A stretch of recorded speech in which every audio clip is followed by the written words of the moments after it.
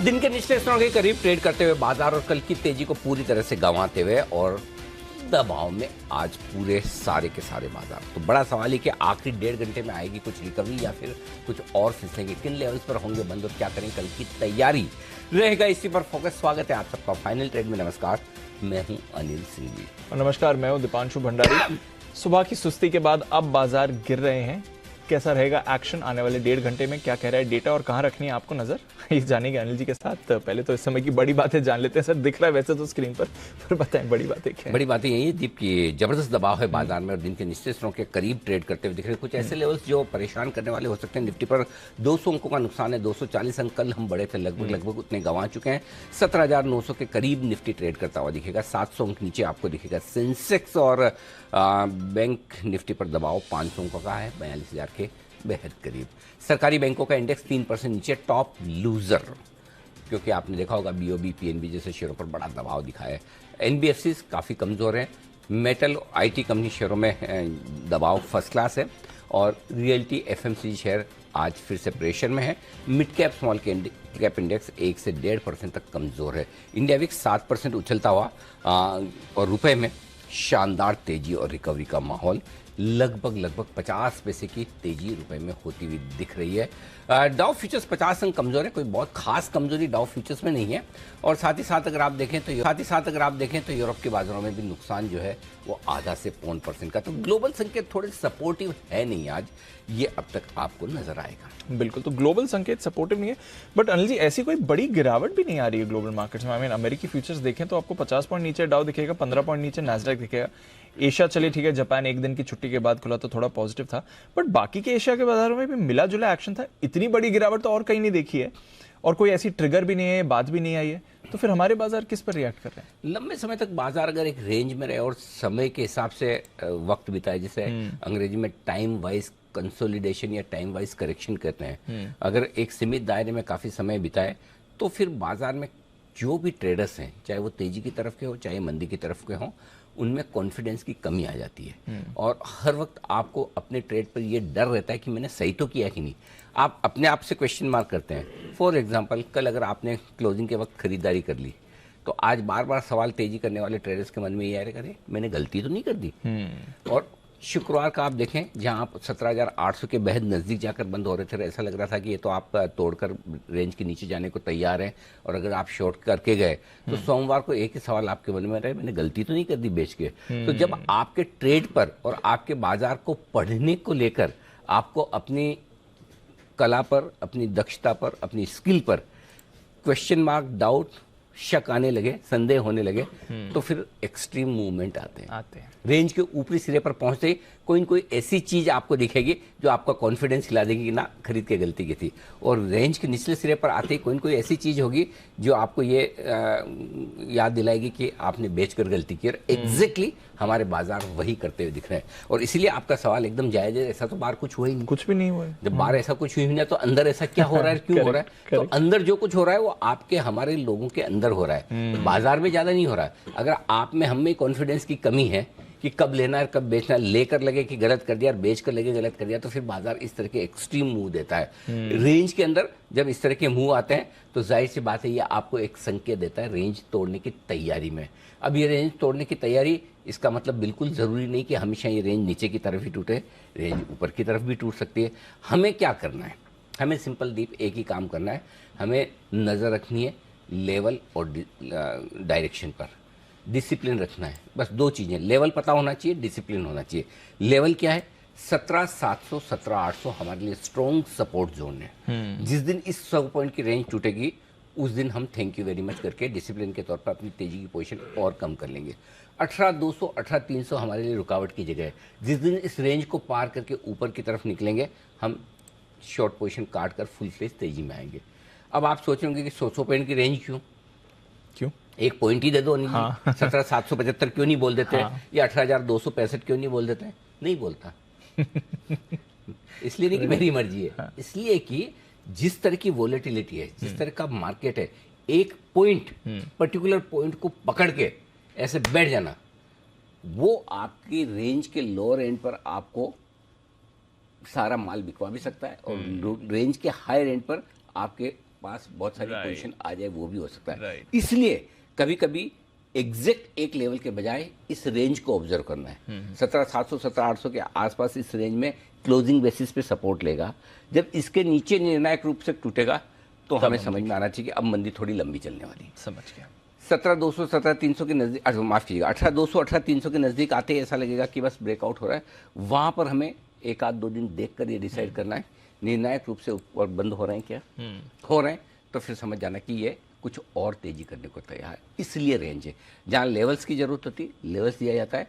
Market के mood, माहौल, volatility को देखकर इस वक्त लेवल से ज़्यादा इंपॉर्टेंट रेंज है और इस रेंज को आपको ध्यान में रखना है। 17,700 17,800 के नज़दीक जब आएंगे आप, जितना 17,800 के नज़दीक आएंगे लेना है, लेना है, देना नहीं है। देना नहीं है। जब तक कि आप इस रेंज को तोड़कर नीचे न जाए तो फिर रिस्क कितनी हो जाती है, 100-125 पॉइंट की। अब वो नहीं लोगे तो ये तो भाई कमजोर बाजार है। ये तो 100-125 पॉइंट की रिस्क तो मजबूत बाजार में भी होती है। कल किसको पता था 200 गिरेगा, है ना? नहीं पता। तो मजबूत बाजार में भी है तो कमजोर बाजार में तो 100-125 पॉइंट की रिस्क लेके ही चलेंगे।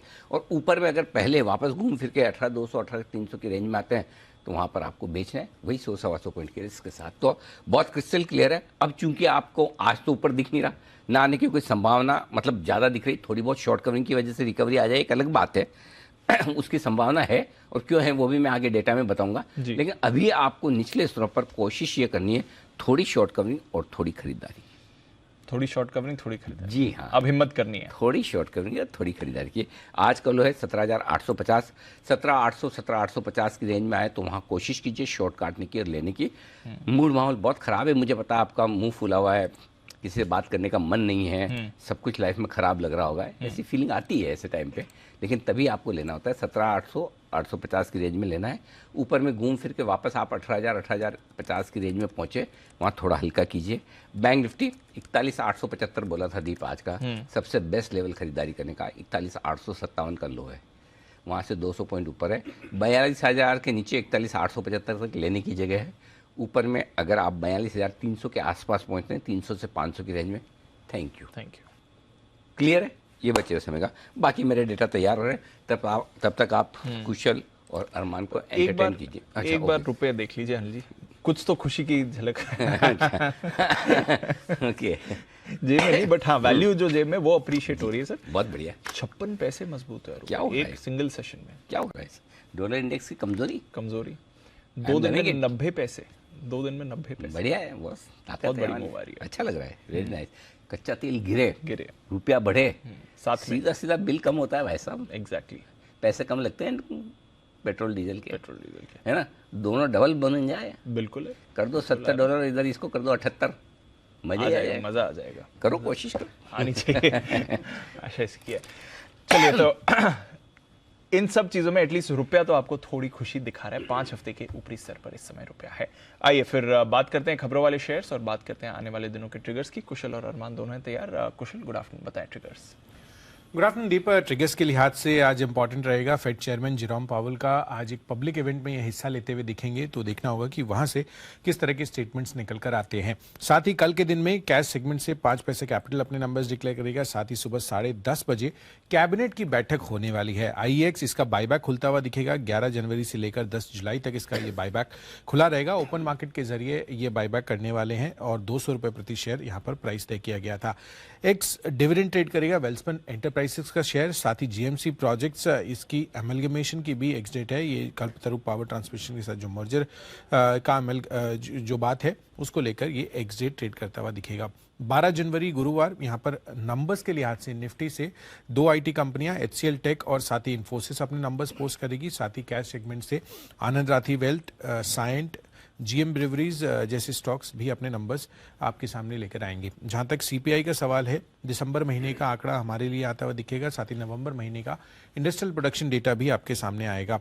PVR आइनॉक्स मर्जर डील को लेकर फाइनल NCLT हियरिंग होने वाली है। साथ ही BCL इंडस्ट्रीज जिसकी मैनेजमेंट से आज हमने बात की, पूंजी जुटाने पर कंपनी बोर्ड बैठक करेगी 12 तारीख को। और जैसी ट्री इंडस्ट्रीज यहाँ पर भी जो इनकी चाय की स्टेट को डिमर्जर, यहाँ पर चाय स्टेट की डिमर्जर की पर जो विचार करने वाले हैं इसको लेकर भी बोर्ड बैठक है 12 तारीख को ही। और ग्लोबल इवेंट के लिहाज से US का दिसंबर महीने का CPI आंकड़ा और साथ ही चाइना का भी महंगाई आंकड़ा आपके सामने आता हुआ दिखेगा। तो ग्लोबल बाजारों से कुछ इंपॉर्टेंट डेटा आने वाला है, हमारे बाजारों के लिए भी इंपॉर्टेंट एक्शन है। ऑफ कोर्स नतीजों का सीजन भी शुरू हो चुका है। आइए अरमान से जानते हैं आज की कुछ इंपॉर्टेंट खबरें। अरमान, गुड आफ्टरनून, बताइए। जी बिल्कुल, जैसा कि लगातार अब Q3 के शेयर होल्डिंग पैटर्न के अपडेट आते हुए दिख रहे हैं, तो सबसे पहले वह कवर कर लेते हैं कैस्ट्रॉल इंडिया, जहां पे एफआईज ने Q3 में, अगर आप देखेंगे, कंपनी में हिस्सेदारी बढ़ाई है। उनकी अब एफआईज की हिस्सेदारी 10.84% से बढ़कर 11.4% के आसपास हो गई है। GHCL, यहां पर भी एफआईज ने हिस्सेदारी बढ़ाई है, 22.4% से बढ़कर अब उनकी हिस्सेदारी 24.4% हो गई है। और कुल एफपीआईज की अगर आप संख्या देखेंगे, वो भी लगभग 165 से बढ़कर 177 के आसपास पहुंचती हुई दिखी है। गोल्डियम इंटरनेशनल की बात करें तो यहां पर जो इनका शेयर होल्डिंग पैटर्न जो भी लेटेस्ट आया है, उसमें आशीष कचुलिया साहब जी हैं, उनका नाम आता हुआ दिखा है, जो पहले नहीं था। और अभी उनकी जो मौजूदा शेयर होल्डिंग है 1.01% है। एनएमडीसी की बात करें तो वहां पर भी Q3 में एफपीआई की जो हिस्सेदारी है वो बढ़कर आती हुई दिखी है, 5.95% से बढ़कर 6.6% आती हुई दिखी है। और कुल एफपीआई की जो संख्या है वहां पर भी आपको बढ़ोतरी दिखेगी, 198 से बढ़कर वो 238 पर होते हुए दिखे हैं। सीएंड लिमिटेड की बात करें, वहां पर इनकी जो सब्सिडरी ने आईपीओ के लिए, सीएंड डीएलएम जो है इनकी सब्सिडरी, उन्होंने आईपीओ के लिए अर्जी दी है। और एमपी का डेटा आता हुआ दिखा है, उस पर आपको एमसीज पर आपको ध्यान रखना होगा, क्योंकि दिसंबर में जो म्यूचुअल फंड का नेट इनफ्लो है वो लगभग 4,490 करोड़ आता हुआ दिखा है। हालांकि एयूएम देखेंगे, एयूएम लगभग फ्लैट। बात करें, कंपनी को एक 1340 करोड़ के आसपास का एलओए मिलता हुआ दिखा है, और ये जो है सरकारी प्रोजेक्ट के लिए कंपनी को एलओए मिला है। और कुछ ब्लॉक डील्स हैं जिसमें ONGC 90 lakh shares, power grid 26 lakh और सीईएससी 10 लाख शेयरों के कई सौदे किए गए हैं। ओके, तो ये है आपके लिए ढेर सारे खबरों वाले स्टॉक्स जहां पर आज कुछ न कुछ एक्शन जरूर होता दिख रहा है। 17,900 निफ्टी का लेवल, 42,000 बैंक निफ्टी का लेवल, दो बड़े और अहम आंकड़ों के आसपास ट्रेड करते हुए बाजार आखिरी 1.5 घंटे में प्रवेश करते हुए। साथ है हमारे कुणाल सरावगी साहब, सुमित बगड़िया साहब, हिमांशु गुप्ता साहब, नितिन मुरारका जी और साथ ही सिमी जी और चोपड़ा साहब जल्द ही पदार्पण करने वाले हैं इस मैदान में। आप सबका बहुत बहुत स्वागत है। आइए बाजार में जो एक्शन है उसी पर फोकस किया जाए, और जिन स्टॉक्स में भरपूर एक्शन बनता हुआ दिख रहा है उस पर, उसमें से एक अभी अभी जो स्टॉक का अरमान ने बताया, जहां पर एक खबर भी आई है, पीएसपी प्रोजेक्ट्स। जरा इस स्टॉक के चार्ट पर नजर डाली जाए और राय ली जाए। सिमी जी, पीएसपी प्रोजेक्ट्स चार्ट देखिए, अभी भी एक सरकारी प्रोजेक्ट, सूरत की म्यूनिसिपल कॉरपोरेशन की बिल्डिंग बनाने के लिए 1344 करोड़ का LOA मिला, यानी कि बेसिकली आप ये समझ लीजिए कि इनको ऑर्डर मिल गया, ठीक है ना। तो जरा इसके चार्ट्स देखिए और अपनी राय दीजिए। Very good afternoon Anil ji. Charts में तो कोई वीकनेस है नहीं अनिल जी, इनफैक्ट चार्ट बहुत ही स्ट्रांग है, और मुझे लगता है कि ऐसा चार्ट में सिर्फ और सिर्फ खरीदारी का ही सजेशन देना चाहिए। मैं सिर्फ ये कहूँगी कि आज थोड़ा सा लोअर लेवल्स पर दिख रहा है, और मुझे लगता है कि थोड़ा बहुत और प्रेशर में रह सकता है, क्योंकि ओवरऑल मार्केट भी अच्छा नहीं लग रहा है, थोड़ा सा मौका अभी भी मिल सकता है। पर लोअर लेवल्स में बिल्कुल खरीद कर चलने का सलाह होगा, और जिनके पास पोजीशन पहले से है उन लोगों को मैं ये कहूँगी कि थोड़ा सा टाइम दे दीजिए, क्योंकि मुझे लगता है कि ये स्टॉक ये फेल नहीं करेगा, ये स्टॉक अच्छा परफॉर्म भी करेगा। आज मार्केट का अंडरटर्न खराब है, इसलिए लोअर लेवल्स पर मिल रहा है। बिल्कुल होल्ड करें और पेशेंस रखिए, ये स्टॉक अच्छा मुनाफा देके जाएगा। तो मेरे की तरफ से तो खरीदारी का ही सलाह है, लोअर लेवल्स पर पुराना पोजीशन होल्ड करें। ओके, तो पुराना पोजीशन होल्ड करें। पीएसपी प्रोजेक्ट्स आज थोड़ा मुनाफा वसूली जरूर दिखा रहा है काउंटर, बट वैसे आपको अच्छे एक्शन में ये दिख सकता है। बट गिरावट आ रही है। अदानी ग्रुप स्टॉक्स में आज भारी गिरावट है, और साथ ही कुछ ऑटो काउंटर्स में आपको भारी गिरावट आती हुई दिख रही है। अदानी एंटरप्राइजेस में आज एक बड़ी वीकनेस आई है, 6.5% स्टॉक टूटा है। एफपीओ को लेकर भी कुछ खबरें बाजार में चल रही हैं। एक बार जरा इसकी चार्ट पर राय ले ली जाए, जिस तरह से वीकनेस आई है। Himanshu ji, good afternoon sir. Adani enterprises 6.5% टूटा है, अगला सपोर्ट किधर आता है? 3600 के लेवल पर इस समय। गुड आफ्टरनून टू यू दीप। देखिए, वॉलेटाइल स्टॉक है, और एक्चुअली स्टॉक पिछले 7 से 8 ट्रेडिंग सेशन में एक बहुत ही नैरो रेंज में कंसोलिडेट कर रहा था। आज के सेशन में जैसे ही स्टॉक ने अपना 3750 3770 का सपोर्ट निकाला, इमीडिएट यहां पर एक सेलिंग प्रेशर एग्जेजरेट होता हुआ नजर आया। 3600 इसका प्रीवियस स्विंग लो था, लगभग उन लेवल्स के आसपास आके रुका है। लेकिन मुझे ऐसा लगता है कि थोड़ा शॉर्ट टर्म में शायद स्ट्रक्चर वीक होता हुआ नजर आ रहा है, और अगर ये स्टॉक आने वाले दिनों में 3600 के नीचे चलना शुरू करता है तो पॉसिबिलिटी है कि स्टॉक यहां से और 300 से 400 रुपए की गिरावट दिखा सकता है आने वाले कुछ हफ्तों में। तो ये है आपके लिए अदानी एंटरप्राइजेस, जहां पर आपको रखनी है नजर।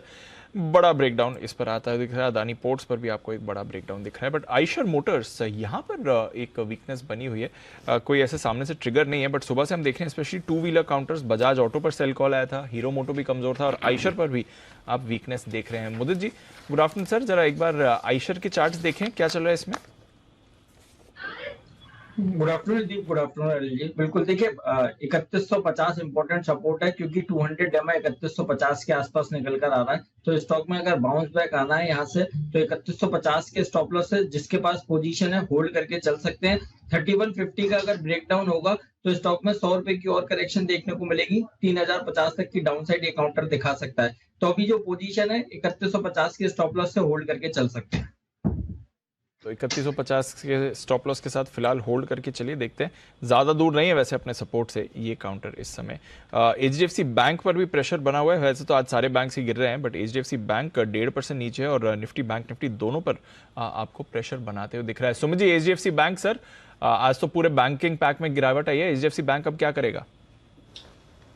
थोड़ा सा वीक ही लग रहा है दीपांशु। इसके अंदर तेजी बनेगी 1600 के ऊपर जब ये सस्टेन करेगा। जब तक ये 1600 के ऊपर वापस से सस्टेन नहीं करता तब तक इसके अंदर थोड़ा सा करेक्टिव मूव देखने को मिल सकता है। नीचे में 1550 रुपए से लेके 1525 रुपए तक के लेवल एचडीएफसी बैंक में एक दो दिनों के अंदर देखने को मिल सकते हैं। फिलहाल एक बार वेट एंड वॉच करें, जब तक ये 1600 का लेवल नहीं तोड़ता तब तक बाय ना करें। सेल का व्यू लेके काम किया जा सकता है। 1525 तक के लेवल जल्दी शॉर्ट टर्म में एचडीएफसी बैंक में देखने को मिल सकते हैं। तो ये है आपके लिए एचडीएफसी बैंक, जहां पर आपको नजर रखनी है। नजर रखनी है टाटा मोटर्स पर। ऑफ कोर्स सुबह से ही बड़ी तेजी दिखा रहे हैं। चोपड़ा साहब जब आएंगे तो उनसे भी एक बार राय लेंगे, बट सिमी जी हैं हमारे साथ और सिमी जी से टाटा मोटर्स पर तो बात करनी है। सिमी जी, कमजोर बाजार है, 1-1.5% की इंडेक्स पर गिरावट आ रही है, उसके बावजूद हम देख रहे हैं अच्छे अपडेट के बाद 6% की गेन टाटा मोटर्स होल्ड कर रहा है। अब अगले लेवल्स क्या निकल कर आते हैं इसके लिए? दीपांशु, अगले लेवल्स तो मुझे लगता है कि 420-425 का लेवल क्रॉस करेगा तभी देना ठीक है, क्योंकि एक रेंज में था और अपग्रेडेशन के बाद इसमें अच्छा रैली भी देखने को मिला है। आज पूरा दिन अच्छा सस्टेन भी किया है, पर यहाँ से फ्रेश खरीदारी मुझे आज के दिन के लिए तो मुश्किल लग रहा है। 420, 425 ऑन दी अपसाइड मुझे लगता है कि ये वॉच करना है। अगर स्टॉक उस रेंज को पार करेगा तो 440 और 455 ये दो एक मेजर रेजिस्टेंस एरिया होगा जो कि क्रॉस करना पड़ेगा स्टॉक को। पूरा जो सेंटिमेंट है वो क्रॉस इस रेंज को पार करने के बाद ही पूरा चेंज होगा, नहीं तो मुझे लगता है कि अभी भी चार्ट में उतना भी स्ट्रेंथ नहीं शो कर रहा है ये स्टॉक। और मुझे लगता है कि हो सकता है कि शायद ये रैली सस्टेन ना करे। मार्केट का अंडरटोन काफी खराब है दीपांशु। तो जिन्होंने अनिल जी का रिकमेंडेशन पर खरीदा था, बिल्कुल स्टॉप लॉस मेंटेन करें। अनिल जी का बुलिश व्यू है और उनके चलते मुझे लगता है कि और थोड़ा सा रैली यहाँ पे आ सकता है शॉर्ट टर्म में, पर स्टॉप लॉसेस के साथ ही मेंटेन करना ही ठीक रहेगा। और पुराना पोजीशन जो डिलीवरी के लिए लॉन्ग टर्म के लिए है, स्टॉप लॉस बिल्कुल मेंटेन करें। ये स्टॉक उतना भी अच्छा नहीं लग रहा है टेक्निकल पैरामीटर्स में।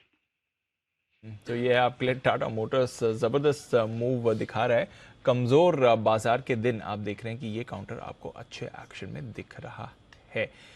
इस बीच यूएस एफडीए से एक दवा को मंजूरी मिली है, जाइडस लाइफ साइंसेस को। इस स्टॉक के लिए अच्छी खबर आपके लिए आती हुई दिख रही है। यूरिक एसिड कंट्रोल करने के लिए इस दवा का इस्तेमाल किया जाता है और स्टॉक भी थोड़ा एक्शन में है, 2-2.25% है। डिफेंसिव्स थोड़ा एक्शन में आते भी हैं। इनफैक्ट डेज हाई पर जाइडस लाइफ साइंसेस ट्रेड करते हुए दिख रहा है। एक बार कुणाल जी से इस चार्ट पर राय भी ली जाए। कुणाल जी, जाइडस लाइफ साइंसेस देखिए, एक दवा को मंजूरी मिली है, 2-2.25%, 2.5% अब ऊपर है। डेज हाई पर यह काउंटर 455 का लेवल सर।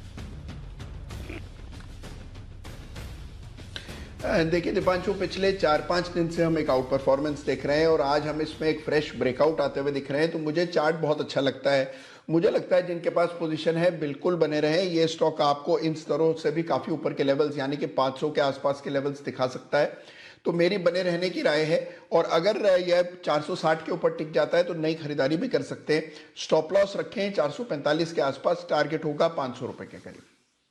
ये है आपके लिए राय जाइडस लाइफ साइंसेस में। विजय चोपड़ा साहब भी हमारे साथ कार्यक्रम में हो चुके हैं शामिल, एनोक वेंचर्स के। जरा एक बार विजय चोपड़ा साहब के दर्शन कर लिए जाए। हाँ सर्दी के सर प्रणाम। आपके लिए है ना एक विशेष कार्यक्रम हम लेकर आए हैं और उस कार्यक्रम के इस जो प्रोग्राम है इसके आप जज हैं। जैसे रियलिटी शोज में होते हैं जज जो फैसला सुनाते हैं, तो आपको एक फैसला सुनाना। ध्यान से 2 परफॉर्मेंस देखिएगा। बुल वर्सेस बियर, तैयार है अरमान और साथी नुपुर। आइए। टीसीएस नतीजे देने के बाद राय बटी हुई है सबकी, कोई है तेजी के मूड में तो कोई कहता है कि नहीं बहुत ही खराब है। तो इसी पर हमने किया है बुल वर्सेस बेयर और हमारे आज के जो जज हैं वो विजय चोपड़ा साहब हैं और आप दोनों को उन्हें प्रभावित करना है।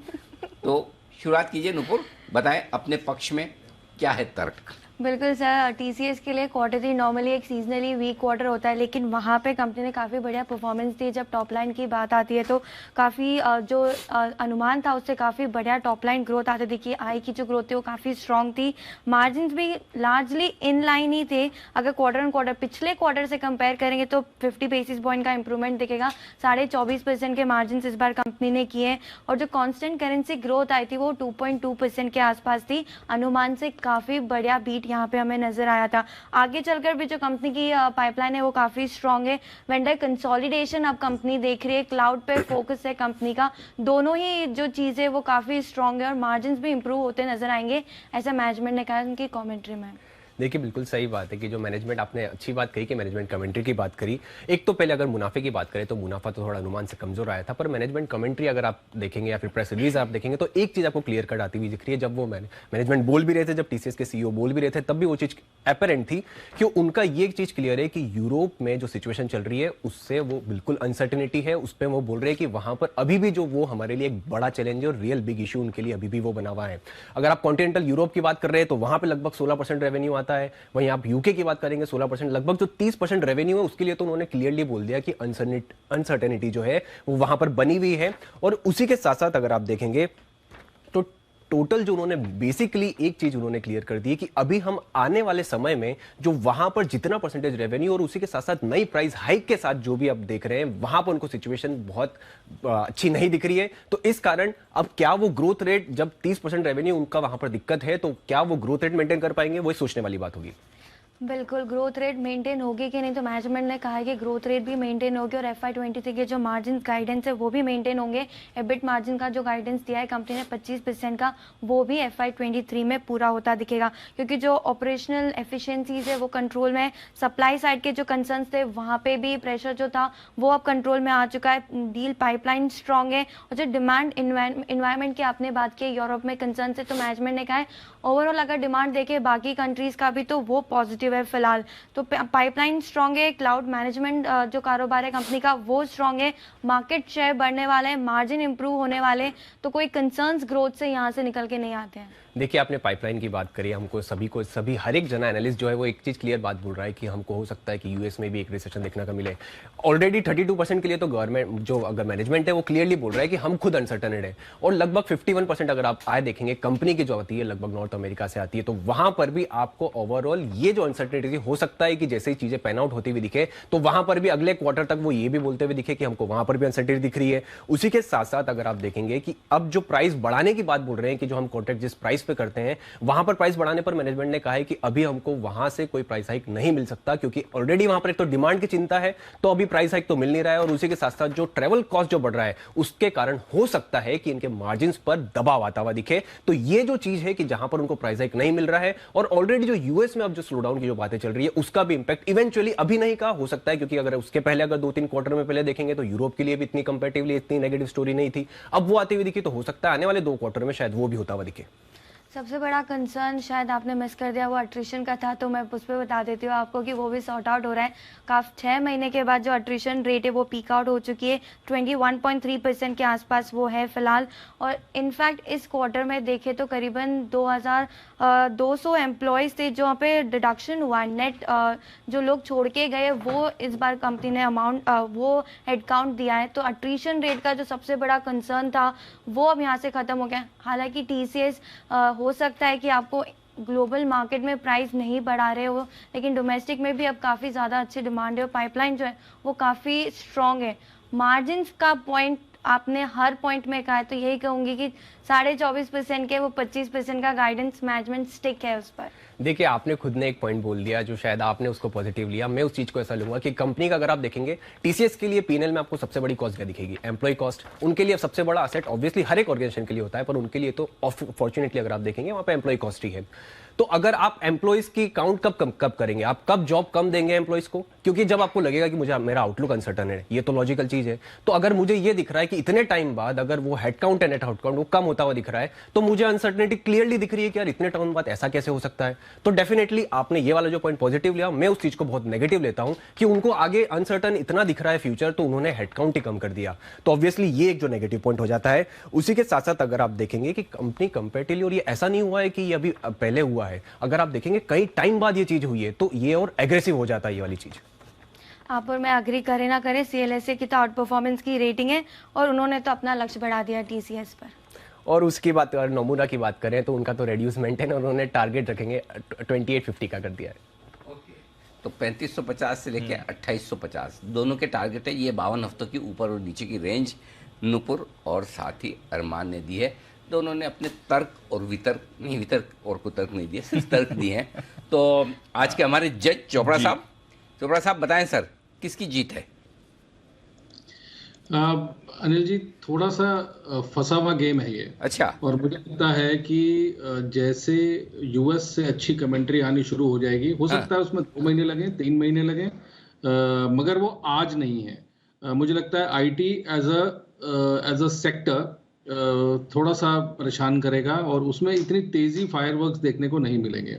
एक चीज हमें समझनी होगी कि अभी तक तो रुपए की जो नरमी है, डॉलर की जो तेजी है, वो मदद कर रही थी सारी आईटी कंपनीज की, क्योंकि एक्सपोर्ट करते हैं तो उनका सारा रेवेन्यू डॉलर टर्म्स में आता है। तो अगर डॉलर में कहीं कमजोरी हुई तो इनको प्रॉब्लम होगी।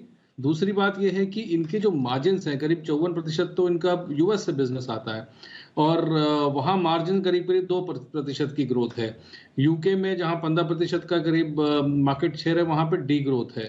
तो थोड़ा समय लगेगा। मुझे नहीं लगता कि जब तक वॉर के ऊपर कुछ निष्कर्ष निकल आता है, कोई भी कंपनी अपने आईटी स्पेंड्स बढ़ाने वाली है।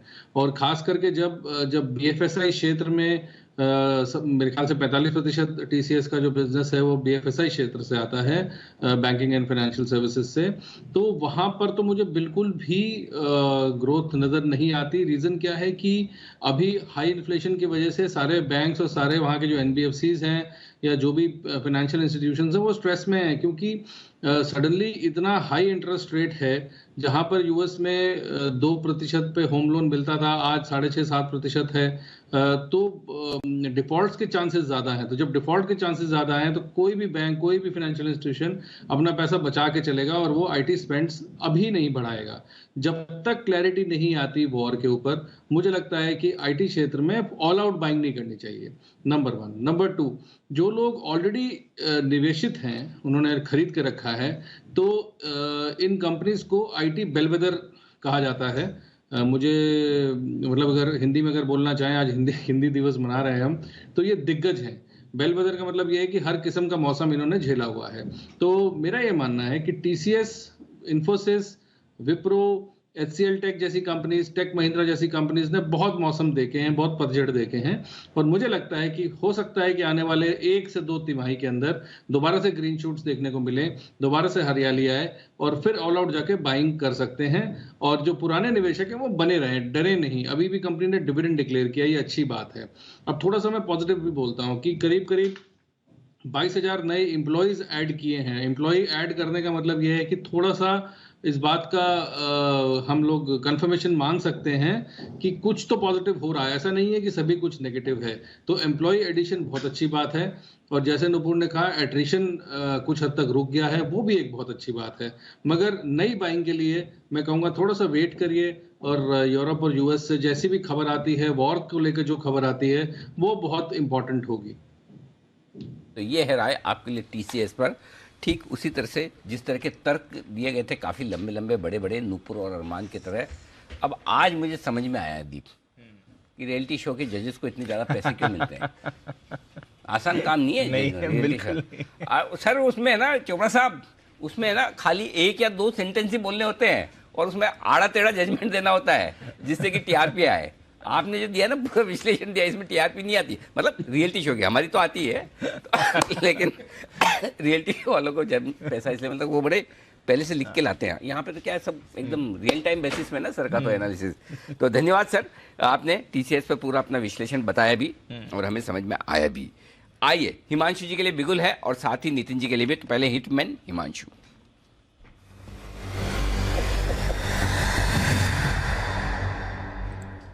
हिमांशु जी फरमाएं। Good afternoon to you Anil ji. Anil ji, banks Nifty का स्ट्रक्चर काफी वीक होता हुआ नजर आ रहा है और मेरा ऐसा मानना है कि हम 41,500 41,600 1 से 2 दिनों में जाने की तैयारी कर रहे हैं। और यहाँ पर Anil G strong bank ICICI bank का भी स्ट्रक्चर वीक हुआ है। इसमें हमने पिछले हफ्ते भी सेल कॉल दी थी, उसमें टारगेट आया ऑप्शन पुट ऑप्शन के जरिए, और आज फिर से यहाँ पर आईसीआईसीआई बैंक में अनिल जी बिकवाली करेंगे और 860 के स्ट्राइक की पुट ऑप्शन खरीदारी करके चलने की सलाह है। अब की बार 15.5 रुपए के आसपास के लेवल्स हैं, 15 साढ़े 15 में एक्यूमुलेट करके चलने की सलाह है। 11 रुपए का स्टॉप लॉस लगाना है।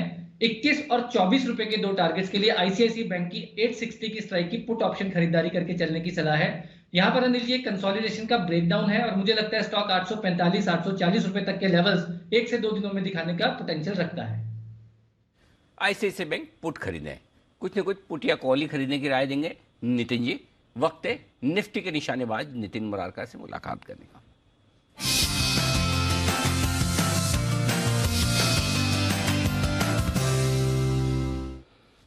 नितिन जी बताएं सर।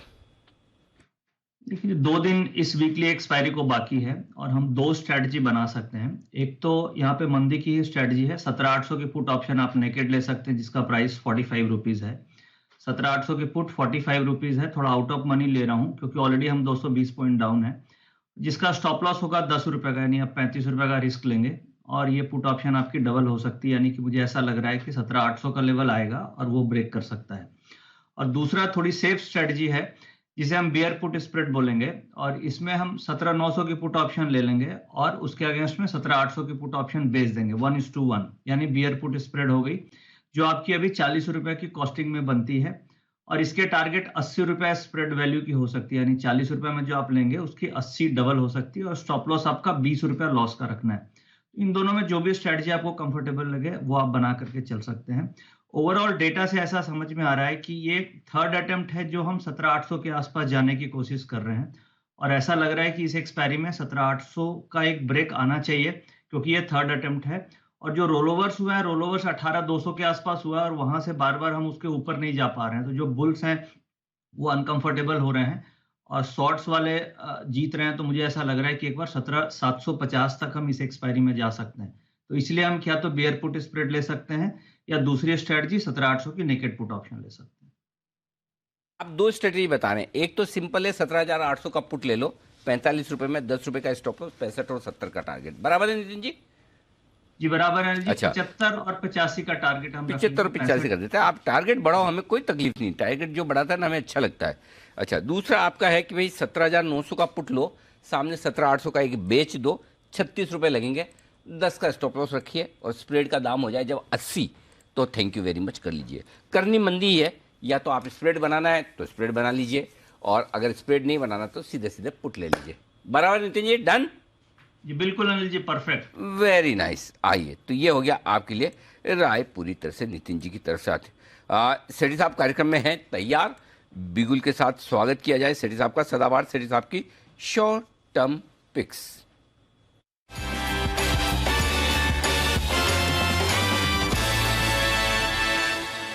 बताएं सेठी साहब, क्या है इरादा? Good afternoon Anil ji, good afternoon Deepanshu. Anil ji, आज के इस मार्केट वाले बाजार में 2 कैश मार्केट के स्टॉक्स हैं जिनमें खरीदारी करनी है। तो आज भी अभी भी आपके फ्यूचर्स, दोनों फ्यूचर्स खरीदने के लेवल आए नहीं, इसका मतलब और नीचे जा सकता है क्योंकि पिछले शुक्रवार को तो आपने कमाल किया था, लगभग इन्हीं लेवल के आसपास मार्केट मची, तभी आपने ये बोला था मार्केट मची हुई है। जैसे आप मार्केट बोलते हो फिर मुझे एक उम्मीद की किरण जाग जाती है, अच्छा इसका मतलब एक आध दिन में सुधरने वाला है। बताएं सर। नहीं बिल्कुल अनिल जी, वो दोनों स्टॉक तो अभी भी रिकमेंडेड लेवल से ऊपर है, दोनों में टारगेट भी अचीव हो गए और आज भी टाटा केमिकल्स तो बहुत अच्छा परफॉर्म कर रहा है और रिलायंस ने तो कल धुआंधार तेजी दिखाई थी जिसके कारण बाजार में इतनी अच्छी तेजी हुई। अनिल जी, जो 2 स्टॉक है कैश मार्केट के, उसमें जो पहला स्टॉक है वो आज जो सेक्टर में जहाँ पे हरियाली है मेटल्स के सेक्टर से है मिश्र धातु निगम। जिसको मिदानी के नाम से एनएसई में टिकर है, 221 के लेवल पे ट्रेड करता है। ये मेटल स्टॉक तो है ही है, साथ में डिफेंस का भी तड़का है, मतलब कॉम्बो है मेटल और डिफेंस का। ये कंपनी स्पेशलाइज्ड एलॉय स्टील बनाती है जो कि मेनली डिफेंस और एरोस्पेस सेक्टर को कैटर करती है, मतलब डिफेंस और एरोस्पेस में काम आता है ये जो स्पेशलाइज्ड एलॉय स्टील। एक जबरदस्त कंपनी है, बहुत ही सॉलिड फंडामेंटल्स है, और आप इनके मार्जिन्स देखेंगे तो with in the metal space one of the best margins है। ऑपरेटिंग प्रॉफिट मार्जिन है अराउंड 30%। बाकी जिस हिसाब से हम मेटल सेक्टर में पूरी अच्छी तेजी वापस से अब शुरू होती देख रहे हैं चाइना की डिमांड के ऊपर, जो हम आज इतने खराब बाजार में भी सभी मेटल स्टॉक्स को अच्छा करते हुए देख रहे हैं, मुझे लगता है उसका एक फायदा तो इसमें है ही है। इसके अलावा चूंकि डिफेंस को कैटर करती है तो उसका भी फायदा होना है। सरकार का पूरा फोकस है मेक इन इंडिया के ऊपर, डिफेंस के ऊपर, तो उसका फायदा होना है। फंडामेंटल्स बहुत ही अच्छे हैं, अच्छे रिटर्न रेशियोज है, एक ऑलमोस्ट जीरो डेट कंपनी है, और बाकी एफआईएस जीआईएस भी 16% ओन करते हैं, जिसमें एचडीएफसी जो एक रिस्पेक्टेड सबसे बड़ा म्यूचुअल फंड है वो 9% हिस्सेदारी रखता है। उसके अलावा निपॉन है, इन्वेस्को है। मुझे लगता है ये स्टॉक यहाँ से बहुत अच्छा कर सकता है, बहुत अच्छे लेवल्स पे स्टॉक ट्रेड करता है। खरीदारी करने की सलाह 235 का शॉर्ट टर्म टारगेट है, 215 का स्टॉप लॉस रखना है। उम्मीदानी ये है वो स्टॉक मिश्र धातु निगम लिमिटेड, जहां खरीदारी करने की राय सेठी साहब की तरफ से 215 स्टॉप लॉस, 235 का टारगेट आपके लिए। बताएं सेठी साहब दूसरा स्टॉक। दूसरा स्टॉक भी अनिल जी सेम सेक्टर से ही है, थोड़ा अलग टाइप की कंपनी है, महाराष्ट्र सीमलेस, जो अभी 334 के लेवल पे स्टॉक ट्रेड करता है। मेरा एक पसंदीदा स्टॉक रहा है, मैंने कई बार इसको रिकमेंड किया है। ये कंपनी एक लीडिंग कंपनी है जो सीमलेस पाइप्स और ईआरडब्ल्यू पाइप्स के लिए जानी जाती है। मोर देन 55% का भारत में सीमलेस पाइप्स का इनका मार्केट शेयर है। फिर इन्होंने एक एनसीएलटी से पिछले 2-3 क्वार्टर पहले यूनाइटेड सीमलेस नाम की कंपनी को भी तेलंगाना में एक्वायर किया, उसको टर्न अराउंड कर दिया, तो मार्जिन्स भी और अच्छे इंप्रूव हो गए।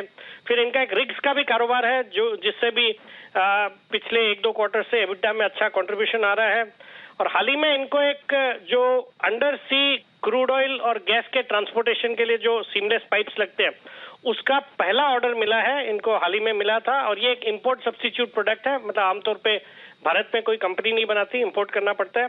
तो इस तरह के नए सेगमेंट में भी उतरी है, तो उसका भी एक फायदा देखा जाना है। बाकी फंडामेंटल्स बहुत अच्छे हैं, अच्छे रिटर्न रेशियोज है, लो डेट इक्विटी रेशियो है, मार्की क्लाइंट लिस्ट है, रिलायंस है, आईओसी, एलएनटी, भेल, एनटीपीसी, अडानी, इन सबको कैटर करती है। एक जबरदस्त ऑर्डर बुक है, बाजार के मार्की इन्वेस्टर्स इसमें इन्वेस्टेड है, और मैं इस कंपनी के परफॉर्मेंस को लेके काफी बुलिश हूँ। मुझे लगता है पिछले साल जो पूरे साल भर में 585 करोड़ का इनका एबिटा था, तो इस साल ऑलरेडी पहले हाफ ईयर में ही 500 करोड़ का एबिटा इन्होंने अर्न कर लिया है, तो 1000 करोड़ के एबिटा की उम्मीद है, और कंपनी का मार्केट कैप सिर्फ 4,500 करोड़ है, तो वैल्यूएशन के लिहाज से भी सस्ता लगता है। मुझे लगता है इस स्टॉक में करंट लेवल्स पे खरीदना चाहिए। 355 का टारगेट है और 325 का स्टॉप लॉस। तो ये है आपके लिए राय इस वक्त महाराष्ट्र सीमलेस, ये स्टॉक जहां पर खरीदारी करने की राय। तो M for Midhani, M for Maharashtra seamless, और दोनों ही स्टॉक ऐसे हैं जो मेटल से डायरेक्टली इनडायरेक्टली जुड़े हुए। ये है सेठी साहब की पसंद के 2 शेयर। धन्यवाद सेठी साहब ये दोनों पिक्स देने के लिए। बिल्कुल, तो 2 कैश कॉल्स एम लेटर से मिश्र धातु और महाराष्ट्र सीमलेस, इस पर रखें नजर। आइए फिर इंतजार है अनिल जी की मार्केट स्ट्रैटेजी का, चलते हैं उनके पास बिगुल स्ट्रैटेजी के लिए।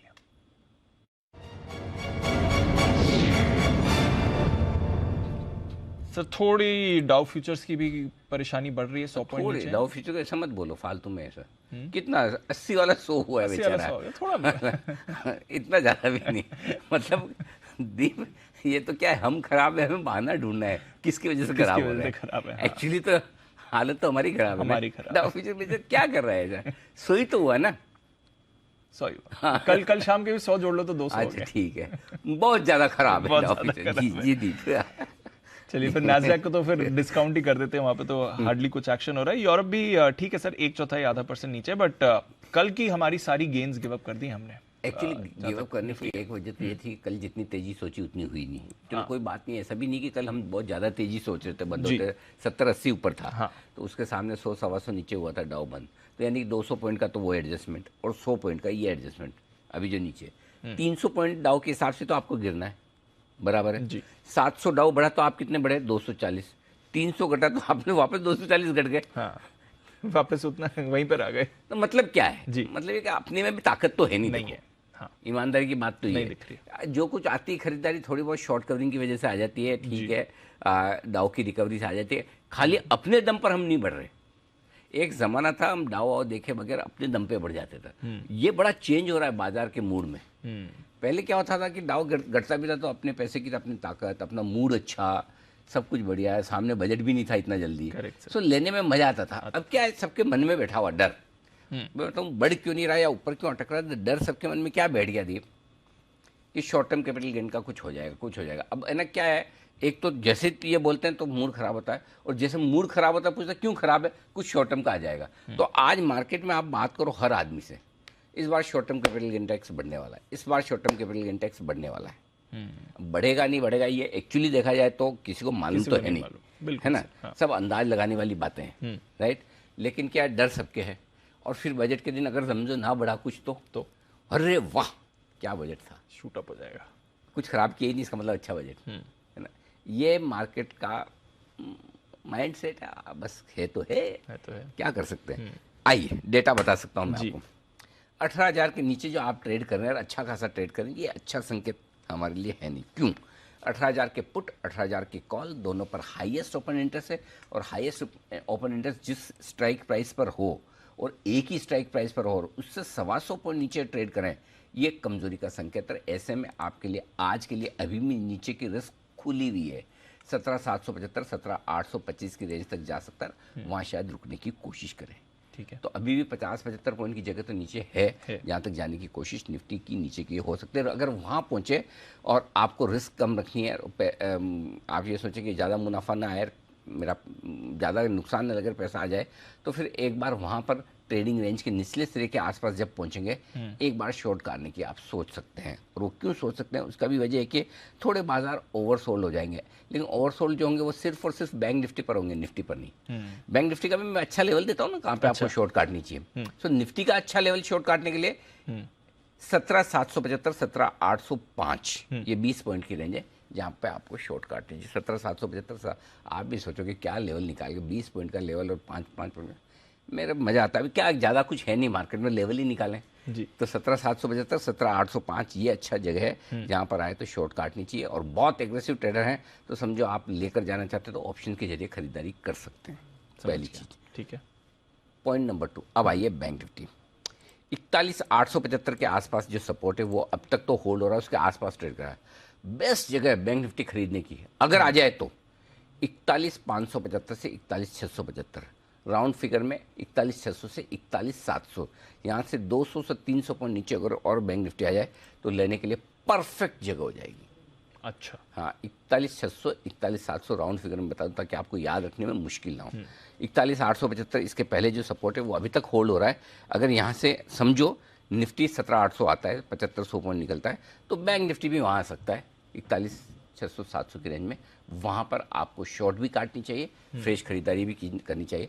अब एक दिन तो होगा रेंज नीचे तोड़ेगा, अब वो रेंज नीचे तोड़ने का दिन कल ही है क्या, नहीं पता। जब तक नहीं पता तब तक एक डिसिप्लिन के साथ आपको बाय का कॉल लोअर रेंज पे लेना चाहिए। देखो पैसा तो तभी होने का जब आप कॉन्ट्रा कॉल लोगे, और समझो भगवान ने करे कल उल्टा हो गया, नीचे ही खुल गया, तो फिर आपको डिसिप्लिन के तौर पर निकलना है। वैसे हाई रिस्क वाले ट्रेड आप कर सकते हैं तो करें, नहीं तो कोई जबरदस्ती तो है नहीं, है ना, ठीक है।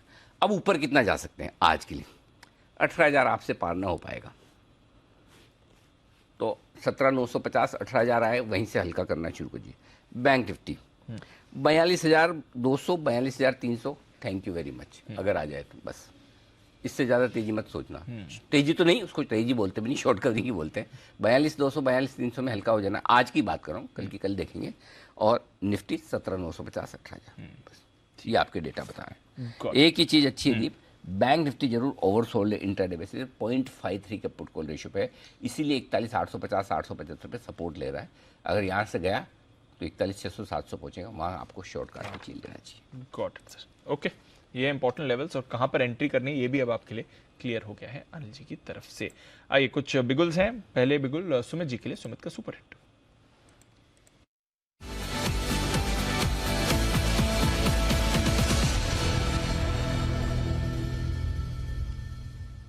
बताएं Sumit ji. Deepanshu, cell call radar पे आया है, 208 रुपए 50 पैसे का अभी भाव चल रहा है। स्टॉक का नाम है डेल्टा कॉर्प, 208.50 209 का अभी भाव चल रहा है। स्टॉक का नाम है डेल्टा कॉप। डेल्टा कॉप में सेलिंग प्रेशर है। पिछले 3 से 4 दिनों में ऊपरी लेवल से दबाव देखने को मिल रहा है। डेली चार्ट पे देखते हुए ऐसा लगता है कि डेल्टा कॉप में यहां से और दबाव देखने को मिल सकता है। इंडेक्स के अंदर भी अभी वीकनेस ही है, थोड़ा और वीकनेस गिराएगा तो ये सब स्टॉक्स में और दबाव देखने को मिलेगा। डेल्टा कॉप में जो नीचे में लेवल देखने को मिल सकते हैं 200 रुपए तक के लेवल डेल्टा कॉप में नीचे में ट्रेडिंग के लिहाज से इस हफ्ते में देखने को मिल सकते हैं। स्टॉक का जो ऊपर में रेजिस्टेंस है 212 रुपए 213 रुपए के पास है। 213 रुपए के स्टॉप लॉस से डेल्टा कॉप में यहाँ पे बिकवाली करे 202 रुपए से लेके 200 रुपए तक के टारगेट डेल्टा कॉप में ट्रेडिंग के लिहाज से देखने को मिल सकते हैं। डेल्टा कॉप में बिकवाली करने की राय आपके लिए। आज आशु जी शो में भी थे, अनुपस्थित रहे, उसका नुकसान डेल्टा कॉप के शेयर को उठाना पड़ रहा है सुमित जी की बिकवाली की राय की वजह से। सुमित जी, आप 2:45 तक इसी बात का इंतजार कर रहे थे कि आशु जी आएंगे नहीं आएंगे, आएंगे नहीं आएंगे। जब कंफर्म हो गया नहीं आ रहे तो आप शॉर्ट कॉल दे दें। नहीं अनिल जी, ऐसा बिल्कुल भी नहीं है। इनफैक्ट मैं तो वेट कर रहा था कि कब ये जो तो 45 मिनट किस चीज का वेट कर रहे थे? 45 मिनट किस चीज का wait? Anil ji actually 15-20 minute से कंटिन्यूसली बैक टू बैक बिल्कुल और सेठी साहब और फिर ये आपकी स्ट्रेटेजी आ गई तो उस चक्कर में वेट करना पड़ा, वरना मैं तो 2:20 को ही देने वाला था। अच्छा जी, बहाना ठीक है आपका, वेरी गुड। आइए बिल्कुल मुदित जी के लिए।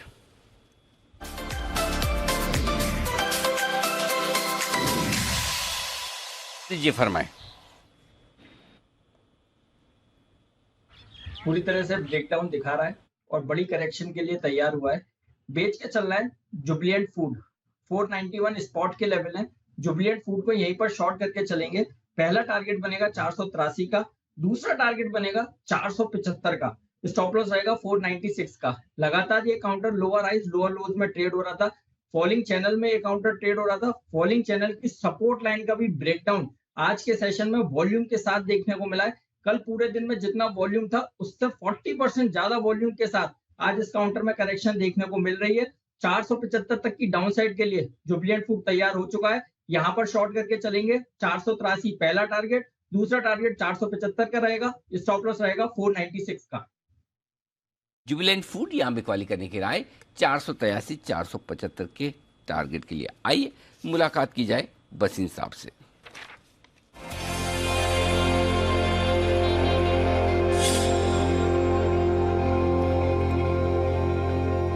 बसीन साहब नमस्कार, स्वागत है सर आपका। मामला थोड़ा आज ढीला ढाला है, कल की तेजी खाली हो गई है। जितने कल बढ़े थे 240 उतने ही आज घटे भी हैं। लोअर एंड पर आए, जरा व्यू भी दें सर और अपडेट्स भी। हाँ अनिल जी, गुड आफ्टरनून। देखिए वॉलेटिलिटी एक आध दिन और है क्योंकि जो ईटीएफ का जो ईएम मार्केट में जो सेल ऑफ था थोड़ा सा रह गया था, वो आई थिंक वो आज या कल कंप्लीट हो जाएगा।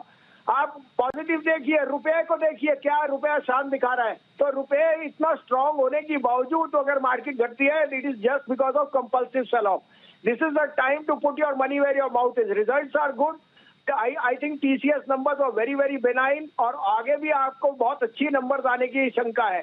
साथ में ग्लोबल रैली है तो ग्लोबल रैली में इंडिया अंडर परफॉर्म करेगी एक आध दिन because of money going to China और सो। लेकिन हमने तो यहीं पे खाना खाना और यहीं पे पैसा कमाना है, तो मेरे हिसाब से तो लेने की चेष्टा है। सुबह के भी कल के भी कॉल से DLF, गोदरेज प्रॉपर्टी, मुथूट बने रहिए, आउट परफॉर्मर है। Property when rupee stabilises will be the biggest beneficiary and Muthoot is a no-brainer against the leverage of gold. Gold is hitting new highs. This stock is bound to go to 1150. आप लिख के ले लो। अब आपके लिए 2 call है और एक ऑप्शन है, आप कहें तो मैं शुरू करूं। जी सर प्लीज बताएं। तो पहले मैं आपको ऑप्शन बता देता हूं अनिल जी। बताएं सर। अनिल जी, परसों की 42,500 की बैंक निफ्टी की कॉल लीजिए। 75 और 78 के बीच में स्टॉप लॉस रखिए 40 रुपए का और टारगेट होएगा 250 रुपए 200 रुपए का। माने ये 75-70 है और मुझे लगता है bank Nifty will give a very fast rebound. जो ओवरसोल्ड है and in the next day because the rupee strength means banks will be very very advantages against any collateral borrowing and so on. तो मुझे बहुत positive हूँ। तो ये 75 और 78 में लिखिए। 35 का स्टॉप लॉस है, 200 का टारगेट बैंक निफ्टी की, 42,500 की कॉल। अब आपके लिए कॉल्स है। अब सबसे पहले लीजिए IOC। The IOC is an eye opener in the sense refinery and the OMCs are doing brilliantly। साथ में रुपए का जो ये स्ट्रेंथ है that will add them more kitty on the treasury side. और मुझे लगता है रुपी का strength will add much more colour on the OMC. 80 रुपए 80-25 में लीजिए, स्टॉप लॉस ऑफ 76.50. ये मैंने पहले भी 75-76 में दिया था, 81 हो गया. अब 85.5 से कम मत बेचना IOC को. दूसरा पिक है अनिल जी, जो सबसे बड़ा सोडा ऐश और सोडियम बाइकार्बोनेट का प्लेयर है with other businesses in caustic soda and in soda ash. It's Tata Chemical. I think इसकी अंडर परफॉर्मेंस खत्म हो गई है और Tata chemical must be accumulated at these prices. 962, 963 में लीजिए, 938 का स्टॉप लॉस, 1000 रुपए का टारगेट मुझे पहला दिखता है और 1025. ये दो स्टॉक हैं IOC टाटा केमिकल खरीदारी करने की राय आपके लिए आती हुई बस इन साहब की तरफ से. धन्यवाद सर. कल सुबह आपसे होगी मुलाकात फिर से सुबह 9:45 बजे. आइए तब तक बढ़ते आगे और ढेर सारा एक्शन आपको नजर आ रहा है. बजट सामने है और हमारी पूरी टीम तैयार है बजट से जुड़े सारे प्रोविजंस और खबरें आप तक पहुंचाने के लिए. आइए देख लेते हैं ये आ सकता है बजट में.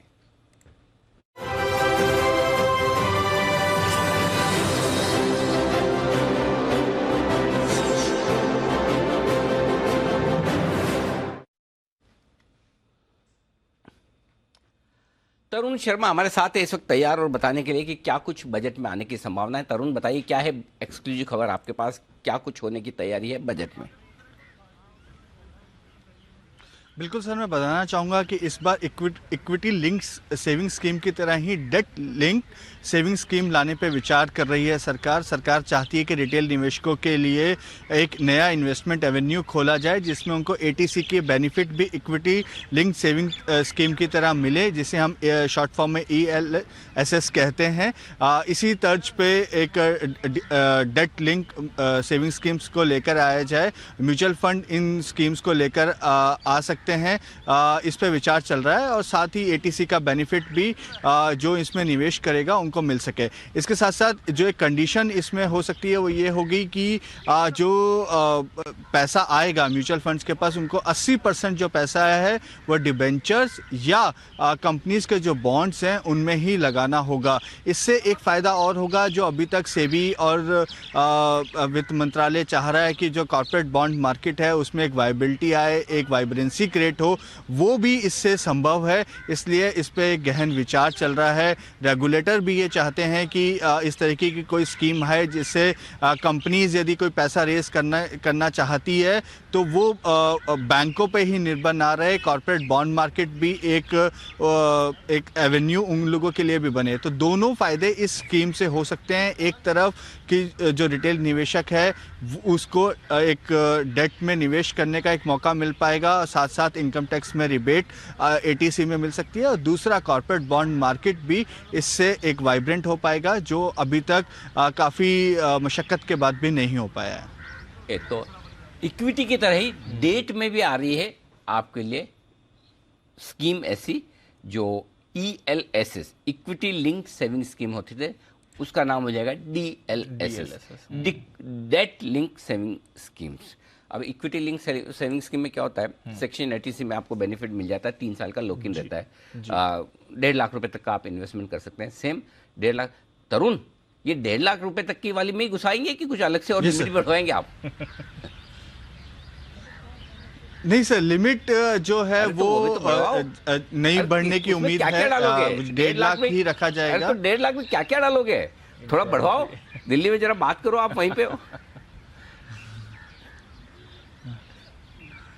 नहीं, उम्मीद जरूर है सर. इस बार न्यू टैक्स रेजिम जो है उसमें कुछ ना कुछ बदलाव होंगे. और वहाँ पे क्योंकि सरकार ही चाहती है कि सर, आपने सवाल अच्छा किया सर, सरकार ही चाहती है जो एग्जम्पशंस हैं उनको कहीं ना कहीं ख़त्म किया जाए.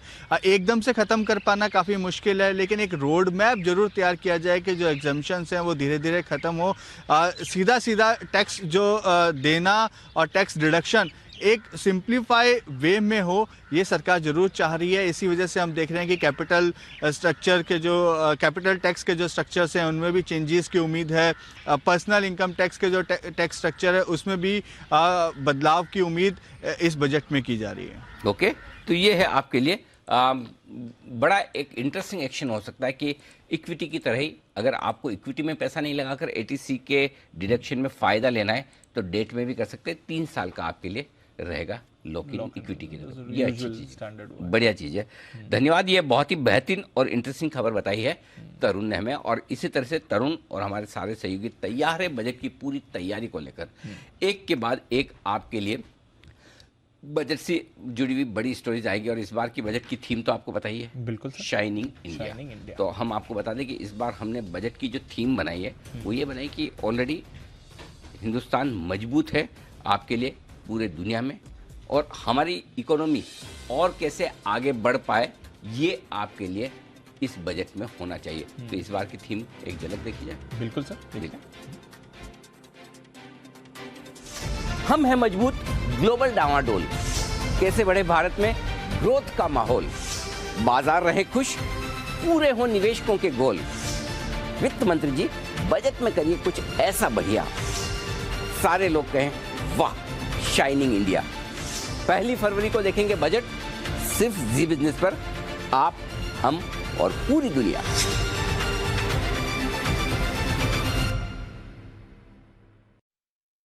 तैयारी है हमारी टीम की तरफ से बजट को लेकर, और आप भी हो जाइए तैयार, और अगर आप तैयार नहीं हुए तो कल आपके लिए कुछ स्पेशल आने वाला है। अच्छा, हाँ, जो जिन लोगों की तैयारी नहीं उनके लिए। ओहो, ओके, ये तो और नई चीज आ रही है। हाँ, अब से लेके बजट तक कुछ न कुछ नया रोज आएगा, आता ही रहेगा। कल का इंतजार कीजिए, करें तो बिल्कुल कल भी कुछ नया आने वाला और बड़ा इंटरेस्टिंग आने वाला, आपको देख के बड़ा मजा भी आएगा। अरे वाह, और आपकी तैयारी का जायजा भी लगेगा हमें। ओके, तो इसका कीजिए इंतजार, और आइए बढ़ते आगे, और अब वक्त एक बिगुल का। हिमांशु जी तैयार है अपने बिगुल के साथ।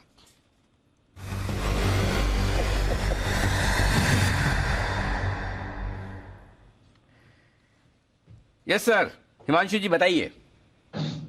अनिल जी, फार्मा एक ऐसा स्पेस है जो थोड़ा सपोर्ट दे रहा है निफ्टी को, और यहाँ पर डिविस लैब में एक अच्छी खरीदारी देखने को मिल रही है। मुझे लगता है कि यहाँ पर डिविस लैब में एक अच्छा तेजी देखने को मिल सकती है आने वाले 1 से 2 दिनों में। तो 3500 के स्ट्राइक की कॉल ऑप्शन खरीदेंगे हम 82-83 रुपए के आसपास। 105 और 120 रुपए के 2 टारगेट्स के लिए 65 रुपए का स्टॉप लॉस मेंटेन करना है, और डिविस लैब की 3500 के स्ट्राइक की कॉल ऑप्शन में खरीदारी करके चलने की सलाह है। 3500 की कॉल ऑप्शन। जल्दी से बोले, मैं तो वो सुंदर था पीछे आवाज जो हाँ। ये कोई गाने वाले का म्यूजिक की शूटिंग है कि या कुछ काम चल रहा है ऐसा? हिमांशु जी पीछे से जो आवाज आ रही थी वो। अनिल जी, मैंने थोड़े दिन पहले भी सिस्टम म्यूट किया था, तो आपने कहा था मुझे फोटो भेजना। यही अनिल जी, ये टॉर्चर है जो चल रहा है थोड़े दिन से बिल्डिंग में। अच्छा, ओके, बट बड़ा म्यूजिकल है आपके यहाँ जो भी काम हो रहा है, एकदम ऐसा लग रहा है कि जैन साहब का म्यूजिक हो। अब आप ये मत सोचें कि जैन साहब का म्यूजिक अच्छा नहीं ऐसा है, तो जैन साहब का म्यूजिक तो आमतौर पर अच्छा ही माना जाता है। ठीक है, वैसे ही कुछ आपके यहाँ ठोक ठाक हो रही है, उससे मिलता जुलता दिख रहा है ना दीप?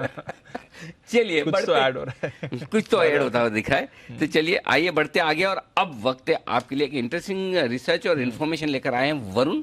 और वरुण ये बता रहे हैं कि जो टोल कलेक्शन करने वाली कंपनियां, उनके लिए टोल कलेक्शन के आंकड़े महीने दर महीने बड़े जबरदस्त आते हुए दिख रहे हैं, और तीसरी तिमाही में आईआरबी इंफ्रा का टोल कलेक्शन का भी आंकड़ा आया। जरा वरुण बताइए क्या कह रहे हैं आंकड़े? तो definitely Anil ji, toll collection जो है उसमें लगातार बढ़ोतरी देखने मिल रही है। दिसंबर तिमाही में अगर आप देखेंगे तो टोल कलेक्शन में आईआरबी इंफ्रा के करीब 32.5% के आसपास की बढ़ोतरी हुई है। 828 करोड़ से बढ़ के ये करीब 1100 करोड़ के आसपास आया है। तो और केवल ये साल दर साल नहीं है, अगर आप देखेंगे तो क्वार्टर भी टोल कलेक्शन में अच्छी खासी बढ़ोतरी है। करीब 11.5% के आसपास की बढ़ोतरी है, 984 करोड़ से ये बढ़ के आया है। इनफैक्ट पिछले 3 महीनों में अगर आप देखेंगे तो अक्टूबर में जो ग्रोथ थी वो करीब 28% की थी, नवंबर में जो ग्रोथ हुई थी वो करीब 39% की थी, और दिसंबर में जो ग्रोथ हुई है वो करीब 32% के आसपास की हुई है। लेकिन इससे भी इंटरेस्टिंग आंकड़ा ये है कि मंथ ऑन मंथ भी लगातार ग्रोथ देखने मिली है। आप देखिए, अक्टूबर में 5% की ग्रोथ मंथ ऑन मंथ, नवंबर में मंथ ऑन मंथ 6% की ग्रोथ, और दिसंबर में भी मंथ ऑन मंथ जो है वो करीब 6% के आसपास की ग्रोथ देखने मिली है। इसके पहले अगर आप देखते तो साल दर साल नो डाउट अच्छी खासी ग्रोथ देखने मिल रही थी। तो लोग कहते थे कि जो बेस था वो काफ़ी लो था, क्योंकि कोविड का समय था, उसके चलते हम देख रहे थे कि जो ट्रैफिक है वो कम था टोल पे, और उसके बाद अब बढ़ा है। इसके लिए साल दर साल नंबर्स अच्छे थे, लेकिन मंथ ऑन मंथ आपको थोड़ा अनइवन देखने मिल रहा था, लेकिन पिछले 3 महीनों से अगर आप देखेंगे तो मंथ ऑन मंथ भी नंबर जो है उसमें लगातार 5 से 6% के आसपास की बढ़ोतरी देखने मिल रही है।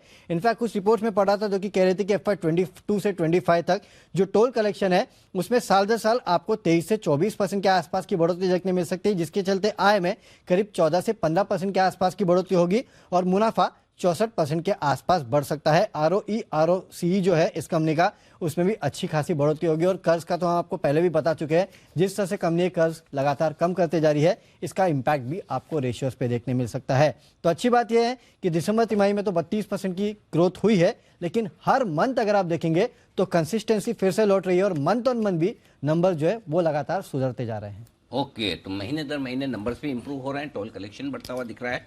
स्टॉक आज बाजार के मूड के साथ थोड़ा नीचे जरूर है। कल सुमित जी की तरफ से कल या परसों रिकमेंडेशन भी आई थी। सुमित जी एक बार जरा चार्ट देखिए, थोड़ा लॉन्ग टर्म इन्वेस्टर्स के लिहाज से क्या राय होगी और अगर कोई खरीदना चाहता है तो क्या लेवल्स अच्छे होंगे बाजार की कमजोरी में एंट्री करने के लिए? अनिल जी, लॉन्ग टर्म के हिसाब से IRB इंफ्रा के अंदर बिल्कुल खरीदारी करके चलना चाहिए। स्टॉक के अंदर डिप में खरीदारी करें। 290 300 ये लेवल सही है लॉन्ग टर्म के लिए पोजीशंस इनिशिएट करने के लिए। अगर कोई छोटा मोटा डिप अगर और बढ़ता हुआ भी देखने को मिला तो 280, तो इन लेवल्स के आसपास से किधर भी कभी भी बाय करके होल्ड करें। 3 महीने 6 महीने 9 महीने का नजरिया रखें। स्टॉक में ऊपर में 325 का लेवल ब्रेक होने के बाद 350 से 400 रुपए तक के लेवल आने वाले कुछ महीनों के अंदर IRB इंफ्रा में ऊपर की तरफ देखने को मिलेंगे। तो ट्रेडिंग से बेटर है इसको कुछ महीनों के लिए लेके होल्ड करें। एक अच्छा रिटर्न ये स्टॉक में आने वाले दिनों में देखने को मिलेगा। अच्छा रिटर्न दिखा सकता है IRB इंफ्रा, वैसे भी हमारी लिस्ट में भी था और लगातार अब देख रहे हैं एक्शन भी है। चोपड़ा साहब, IRB इंफ्रा या इससे जुड़े कंपनीज पर आपकी राय, क्योंकि इनका तो ऑफ कोर्स रिकॉर्ड कलेक्शन रहा है, बट दिसंबर में टोल कलेक्शन पूरे देश में अच्छा रहा है, फास्टैग कलेक्शन अच्छे रहे हैं, ई-वे बिल जनरेशन काफी स्ट्रांग रहा है, ये स्पेस वापस एक्शन में आ रही है? दीप, मुझे लगता है कि ये पूरा का पूरा जो प्रकरण है ये ग्रोथ से रिलेटेड है, हमारी इकोनॉमी की रिवाइवल से रिलेटेड है। और कोविड के बाद और जो भी हमने बीच में हिकअप्स देखे हैं, परेशानियां देखी, उसके बाद अब जब फुल थ्रॉटल काम हो रहा है, अच्छे से काम हो रहा है, तो ट्रकों की आवाजाही हो रही है, लोग छुट्टियों पे निकल रहे हैं, शादियां हो रही हैं, ट्रैवल हो रहा है, और आई थिंक 2 साल के अंतराल के बाद ये सब फुल फ्लेजेड इस सीजन में देखने को मिला। तो मेरा ये मानना है कि भारत का जो इकोनॉमी है वो अच्छे खासे शेप में है। हम लोग प्राइमरली इंटरनेशनल समस्याओं की वजह से ज़्यादा परेशान है मार्केट में, मगर भारत की जो इंटरनल चीज़ें वो ठीक हैं। तो इस क्षेत्र के बारे में यदि हम बात करें, IRB बहुत ही अच्छा लगता है मेरे को, और 330 के टारगेट के लिए इसको खरीदा भी जा सकता है। और मुझे लगता है कि जो टॉल वाली कंपनीज हैं, धीरे धीरे जैसे हर एक टॉल के ऊपर फास्टैग आ रहा है, तो वो कलेक्शंस का जो प्रॉब्लम था या पहले हम लोग कुछ छुटपुट घटनाएं सुनते थे, वो भी खत्म होती जाएंगी, क्योंकि फास्टैग आपको ब्लैकआउट ही कर देता है, जाने नहीं देता। तो अच्छी चीज़ है। और IRB खास करके यहाँ से लगभग 10% की तेजी देखने को मिल सकती है। नजर रखिए इस स्पेस पर, और IRB इंफ्रा स्पेशली जो बाजार का इस समय फेवरेट बना हुआ है, थोड़ी रिकवरी भी निचले स्तर से आपको ये दिखा रहा है। आइए नितिन जी के लिए एक बिगुल निफ्टी के निशानबाज नितिन मोलार का।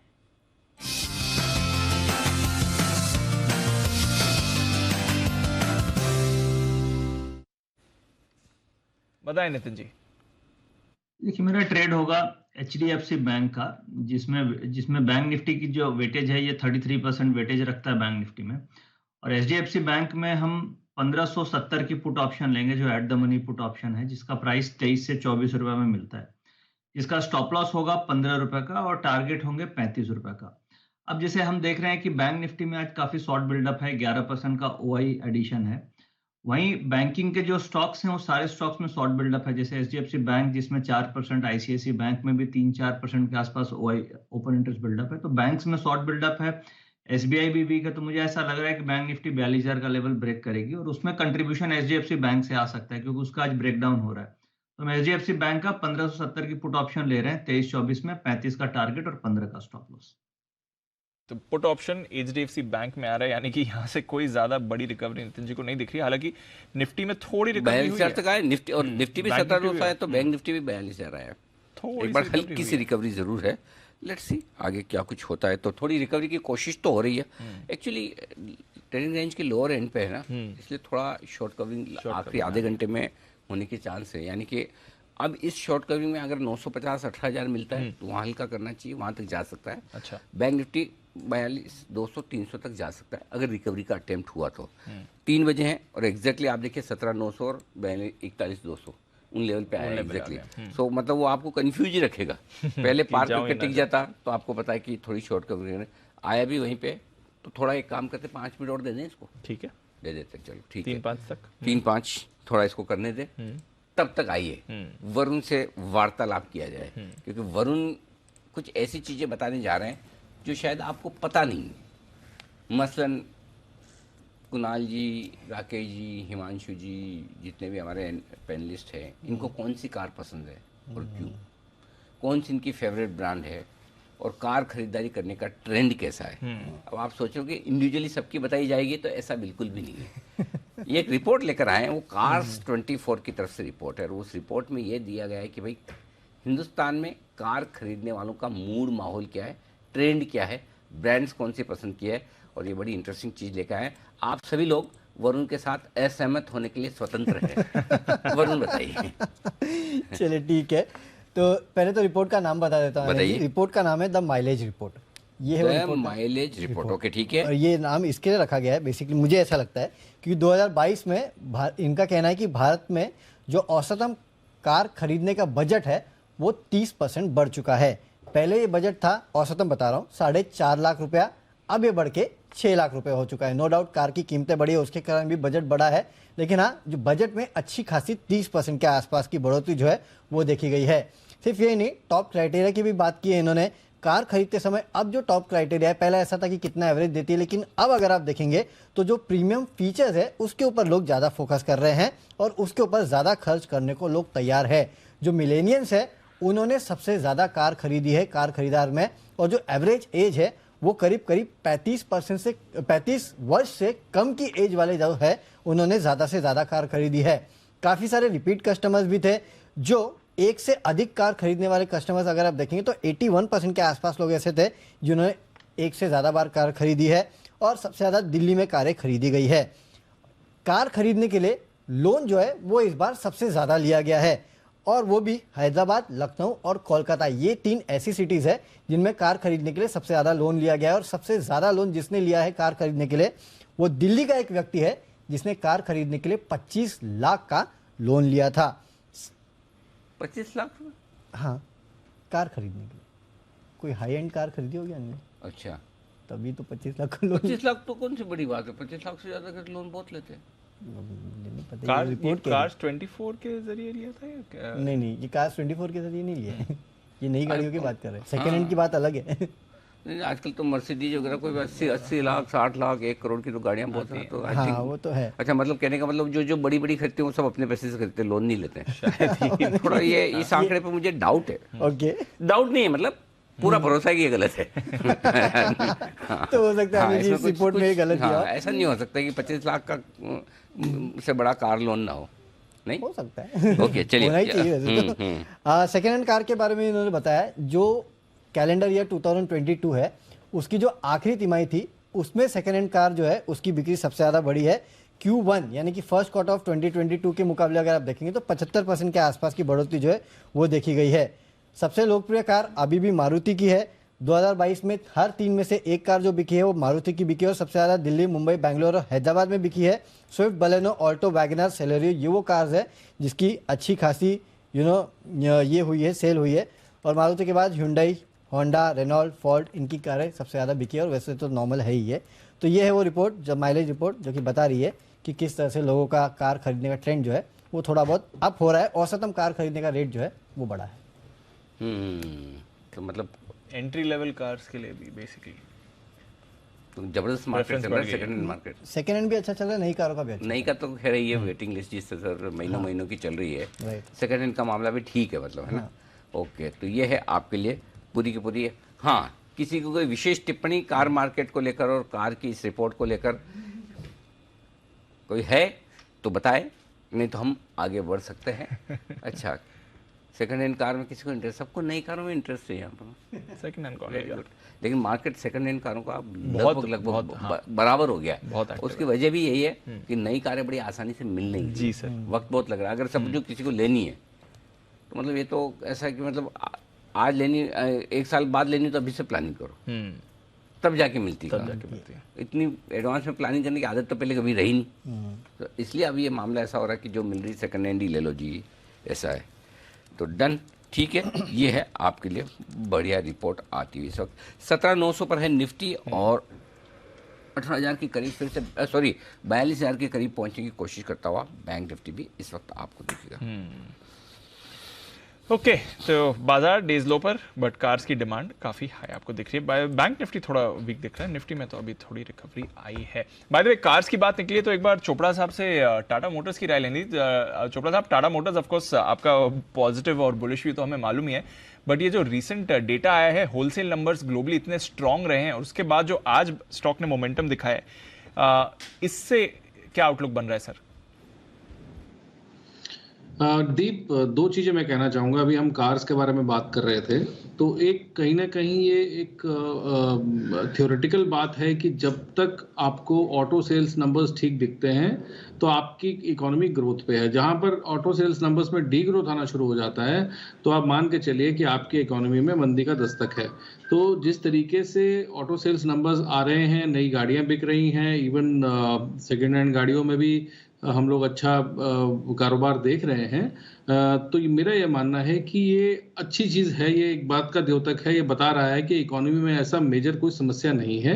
और हम लोग कहीं ना कहीं may be supply chain glitches की वजह से, जो कि पहले कुछ चिप शॉर्टेज की वजह से हुआ था या कुछ और सप्लाई चेन ग्लिचेस की वजह से जो गाड़ियां इतनी नहीं मिल पा रही हैं, वेटिंग बहुत ज़्यादा है। खासकर महिंद्रा की अगर आप गाड़ियों की बात करें तो 3 महीना, 4 महीना, 6 महीने तक का वेटिंग है।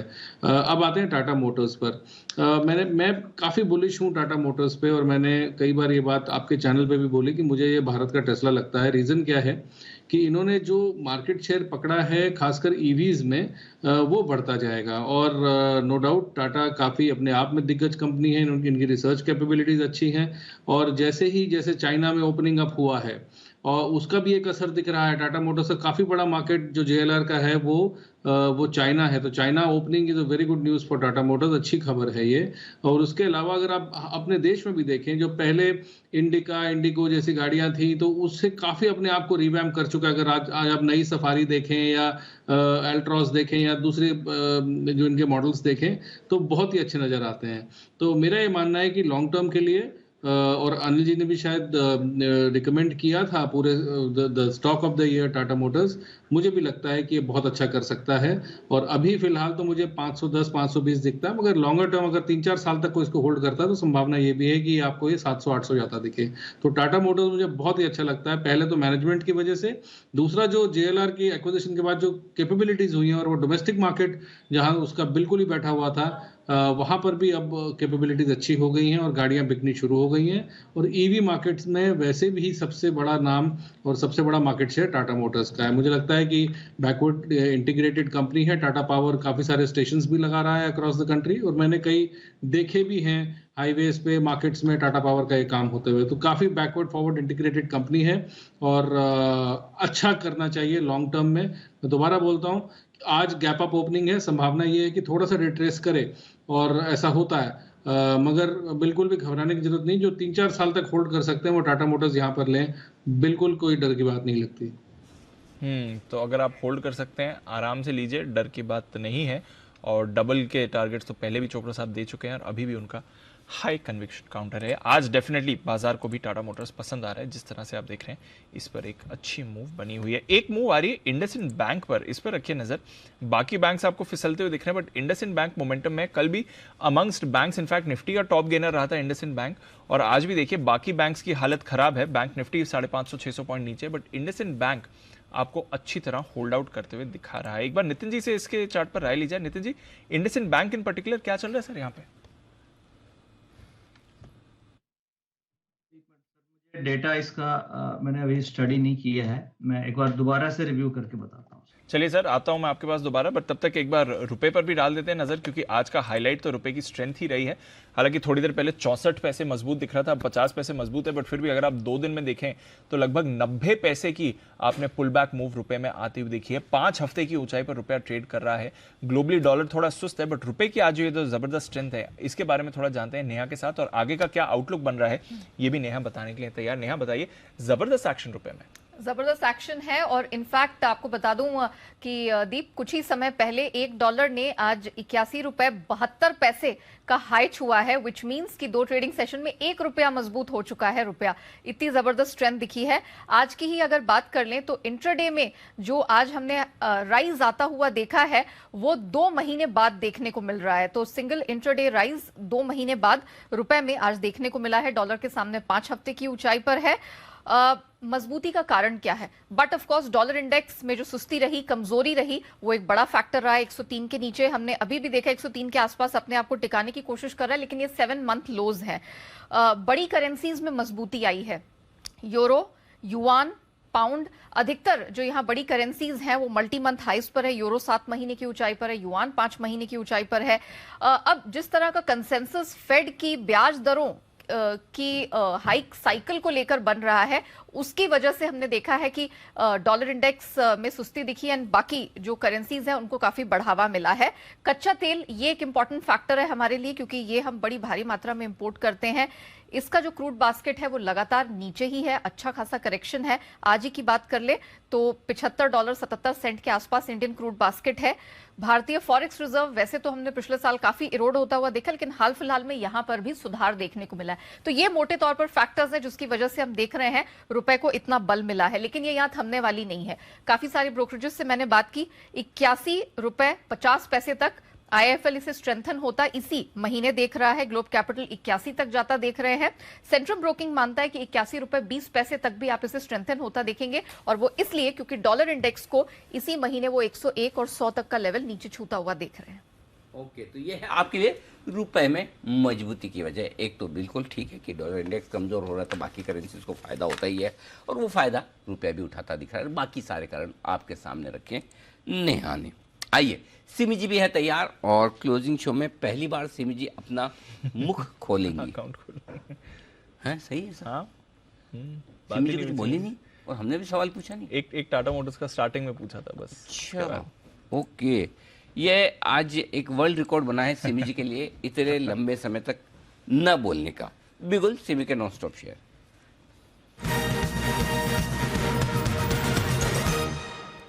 जी सिमी जी बताएं।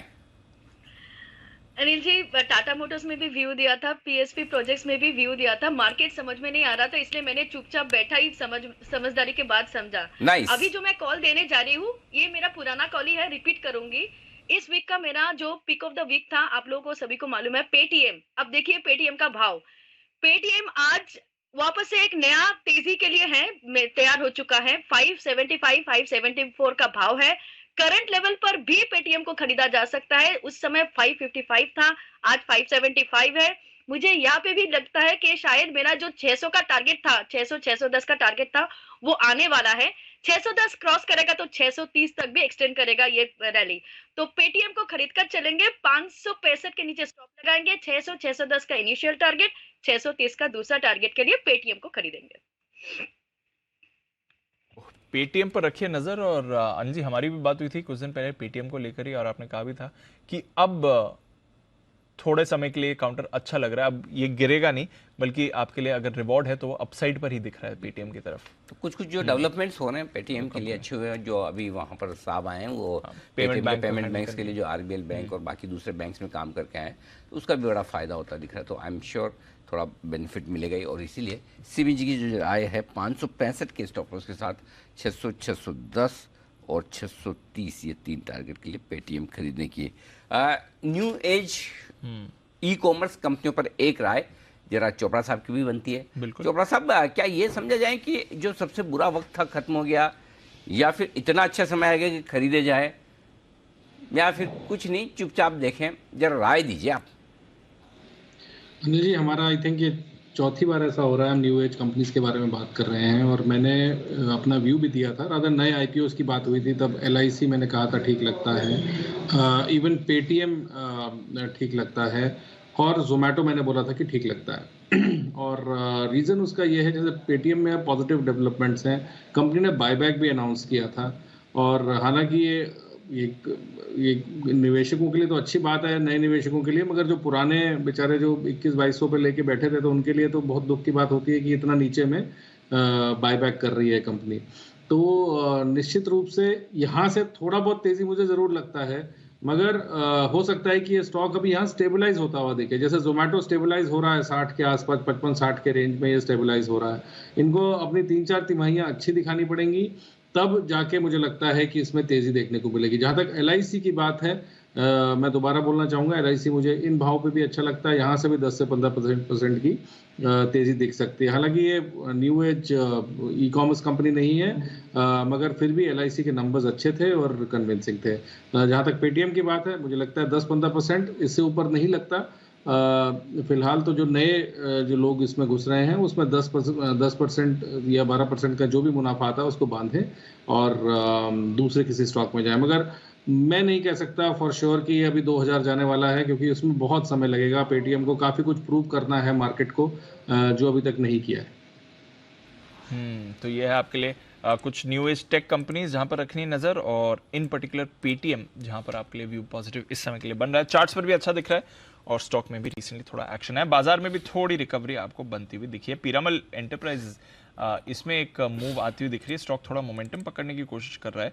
डेज हाई पर पीरामल एंटरप्राइजेज अभी अभी आते हुए दिखा है। जरा देखें इसका चार्ट और बताएं हिमांशु जी, पीरामल एंटरप्राइजेज थोड़ा मोमेंटम पकड़ रहा है इस समय? माफ कीजिए, हिमांशु जी हमारे साथ है नहीं, उनके साथ थोड़ा संपर्क फिर से जोड़ते हैं। सुमित जी एक बार देख लें सर, पीरामल एंटरप्राइजेज। हिमांशु, मेरे को लग रहा है कि स्टॉक के अंदर मोमेंटम तो बना है, लेकिन बाइंग एक बार अवॉइड करें। जब तक स्टॉक में कन्विंसिंग ब्रेकआउट नहीं आएगा तब तक फ्रेश खरीदारी करके कोई मतलब नहीं है।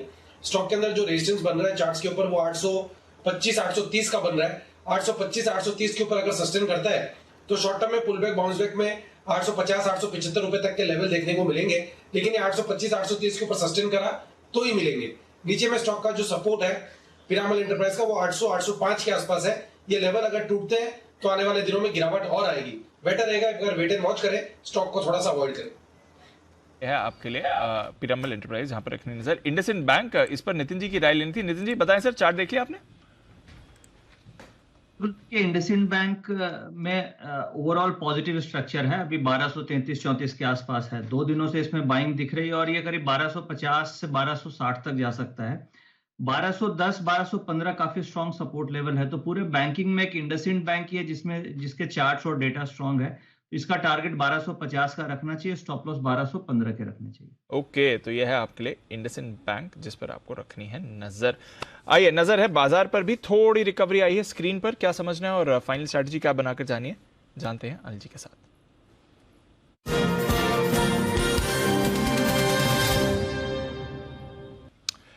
डाउ फ्यूचर्स में हल्की रिकवरी हुई है सर, 100 पॉइंट नीचे था, वहां से आप देखें तो 65 पॉइंट ही नीचे है। नैस्डैक फ्यूचर्स पॉजिटिव टेरिटरी में आ गए, हालांकि हल्की गिरावट दिखा रहे थे।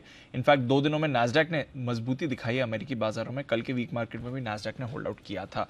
यूरोप में हल्की फुल्की गिरावट है, कच्चा तेल रेंज में है, रुपया काफी मजबूत है लगातार दूसरे दिन। तो बाकी क्यूज तो अच्छे ही दिख रहे हैं सर, क्या करके जाना बताएं? आज की जो सबसे स्ट्रॉन्ग खरीदारी की रेंज थी दीप, वो थी 17,850, 17,925, 17,855 का लो है जो रेंज का निचले हिस्सा, और 17,925 रेंज का जो ऊपरी हिस्सा है वहाँ पर आप जाकर बंद हो रहे हैं।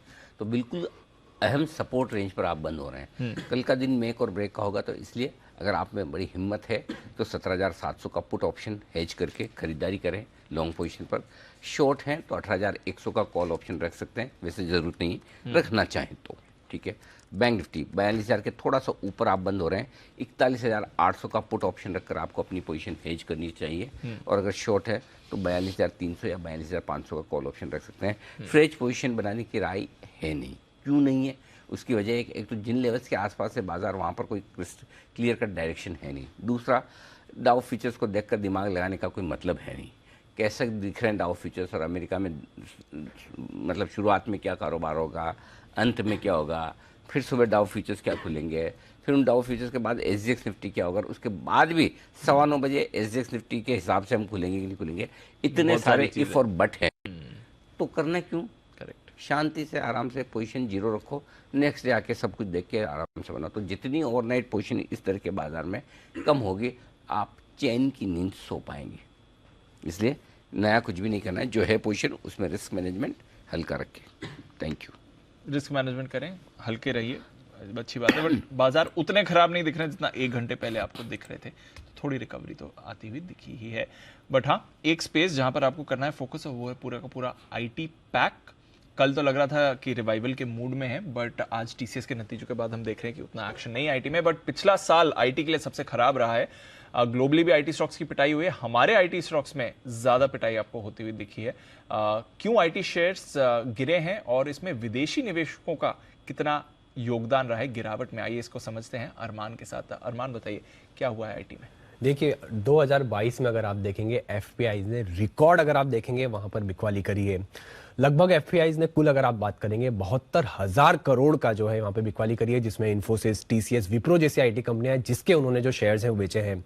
31 दिसंबर को अगर आप देखेंगे, अभी जो हाल ही के अगर आप देखेंगे, जो आईटी सेक्टर का जो उनकी कुल होल्डिंग है अगर मैं वाई अगर आधार पर देखें तो 15.4% से गिरकर 10.5% हो गई।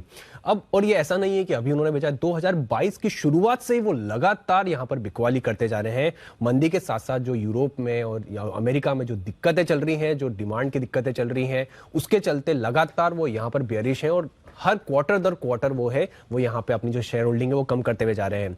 अगर 2022 की अगर टोटल बात की जाए तो यहाँ पे निफ्टी आईटी इंडेक्स की बात करें तो वहां पर 25% की गिरावट आती हुई दिखी। उसमें से जो टॉप कंपनीज हैं जिसमें सबसे ज्यादा अगर आपको दिखेगी गिरावट, जिसमें सबसे ऊपर है विप्रो जहां पे 45% की गिरावट, टेक महिंद्रा में भी लगभग 43% के आसपास की, एम्फेसिस, एलएनटी, माइंट्री और एलटीटीएस की बात करें वहां पर भी 35% से ज्यादा की गिरावट है। तो ओवरऑल एफपीआईज ने रिकॉर्ड बिकवाली यहां पर करते हुए दिखे हैं। सिर्फ उन्होंने 2022 में 72,000 करोड़ की जो है वो बिकवाली कर दी है और सभी पैरामीटर्स पर अगर आप देखें तो उनकी शेयर होल्डिंग्स में काफी बड़ी गिरावट आई है। 15%, 15.5% से गिरकर लगभग 10% के आसपास आती हुई दिखी है। ओके, तो रिकॉर्ड बिक्री हुई है एफपीआईज की तरफ से आईटी स्पेस में, और हम देखा ये काफ़ी सारे स्टॉक्स 30-40% की आपको वीकनेस दिखा चुके हैं। चोपड़ा साहब, इस बार आईटी अर्निंग्स से कुछ एक्सपेक्टेशन है सर टीसीएस के नंबर्स देखने के बाद? या अच्छे नहीं रहेंगे। अगर आप एचसीएल का गाइडेंस देखें, जो एचसीएल टेक ने गाइडेंस दिया था, उसके बेसिस पे एचसीएल ने इस बात पे बहुत बड़ी आशंका जताई थी कि आगे जो रेवेन्यूज आएंगे वो ग्रोथ वाले होंगे। और जब टीसीएस के बारे में हम विश्लेषण कर रहे थे तो मैंने ये बात बहुत क्लियरली बोली कि आने वाले 1 से 2 तिमाही में वेट करूंगा कि किस तरीके से करवट ऊंट बैठता है। एक और चीज़ मैं बताना चाहूँगा कि एलन मस्क जैसे दिग्गज जो अपनी ही कंपनी का शेयर बेचते रहे हैं और उन्होंने कई बिलियन डॉलर्स का अपना ही शेयर बेचा, वो भी एक कहीं ना कहीं बहुत बड़ा सिग्नल था कि टेक कंपनीज में जो होने वाला है। जो नैस्डैक है उसका शायद वर्स्ट साल रहा है पिछले 2 दशकों में। तो मुझे लगता है कि अभी भी जो टेक कंपनीज हैं भारत में ही नहीं ग्लोबली बहुत अच्छा नहीं करने वाली। एटलीस्ट 1 से 2 तिमाही तक जो ऑलरेडी होल्ड कर रहे हैं, मैंने कहा ये बेलवेदर स्टॉक्स हैं, ये हर मौसम देख चुके हैं, तो डरिए मत। थोड़ी सी गिरावट और हो सकती है मगर ये वापस आ जाएंगे, ये बात तो निश्चित है कि ये वापस आएंगे। मगर जो नई खरीदारी करनी है उसके लिए थोड़ा सा वेट करें। जैसे ही वेस्टर्न कंट्रीज में जो सबसे बड़े मार्केट्स हैं हमारी इंडियन कंपनीज के, वहाँ पे कुछ सुधार दिखेगा, मैं बहुत बड़ा मैं बाइंग सजेस्ट करूंगा। मगर अभी फिलहाल इतनी कंफ्यूजन के माहौल में मैं रिकमेंड नहीं करना चाहता कि फ्रेश बाइंग करनी चाहिए, और नंबर्स म्यूटेड ही रहेंगे। मुझे नहीं लगता कि नंबर्स में कुछ चमत्कार होने वाला है। तो नंबर्स कुछ ज़्यादा खास रहने नहीं वाले हैं। तो फिलहाल आगे जाकर अपॉर्चुनिटी बढ़ेगी, जो हम सुबह बात भी कर रहे थे, बट अभी आपको थोड़ा ध्यान से रहना है इस पूरे स्पेस पर। एसबीआई इतनी खराब नहीं हो रही, 17,900 के ऊपर आ रहा है क्लोजिंग में। मतलब अच्छी तो नहीं कहेंगे लेकिन उतनी खराब लग रहा था तो और 42,000 के नीचे भी बैंक निफ्टी बंद नहीं होना चाहता। तो कम से कम ये एक अच्छे संकेत है कि क्लोजिंग उतनी बुरी नहीं है जितनी हो सकती थी। स्पेशली मतलब 42,000 का लेवल तो होल्ड हो रहा है बैंक निफ्टी पे। निफ्टी भी 17,800 के नीचे नहीं बंद हो रहा, तो ठीक है। बिल्कुल, तो थोड़ा इंपॉर्टेंट लेवल्स बाजार ने क्लोजिंग पर रिक्लेम कर लिए हैं। और वहीं पर अब आप मूव कर रहे हैं। एक क्विक व्यू एसबीआई पर भी लेना है नितिन जी से। नितिन जी एक बार एसबीआई का चार्ट भी देख लें सर, 2% नीचे है, 600 के जस्ट नीचे क्लोज हो रहा है। बैंक्स में इसमें भी पिटाई हुई है। देखिए पॉजिटिव तो नहीं है क्योंकि लास्ट 5-7 दिनों से कंटिन्यूअस गिर रहे हैं और आज 2% एक ब्रेकडाउन काइंड ऑफ है। तो हमें पॉजिटिव के लिए जरूरी है कि 18,000 के ऊपर वापस मार्केट जाए। और आज फर्स्ट टाइम हम देख रहे हैं कि विक्स 5.5% ऊपर बंद हो रही है। तो विक्स ऊपर बंद होना नॉर्मली निफ्टी के साथ नेगेटिव कोरिलेशन है, तो वो एक इनिशियल साइन ऑफ कॉशन है। अगर विक्स फिर से गिरने लगती है तब जाके थोड़ा पॉजिटिव दिखेगा, बट एसबीआई मुझे ऐसा लग रहा है कि ये हो सकता है 585 तक नीचे गिर के आ जाए। तो व्यू अभी नेगेटिव है थोड़ा। 18,000 के ऊपर निफ्टी जब ट्रेड करने लगे फिर ही हम बैंकिंग के स्टॉक्स में बाइंग करेंगे। यह है आपके लिए एसबीआई, थोड़ा 18,000 के ऊपर ही आने दीजिए तभी ट्रेड रहेगा। एक क्विक बिगुल सुमित जी के लिए कैश का ऑप्शन।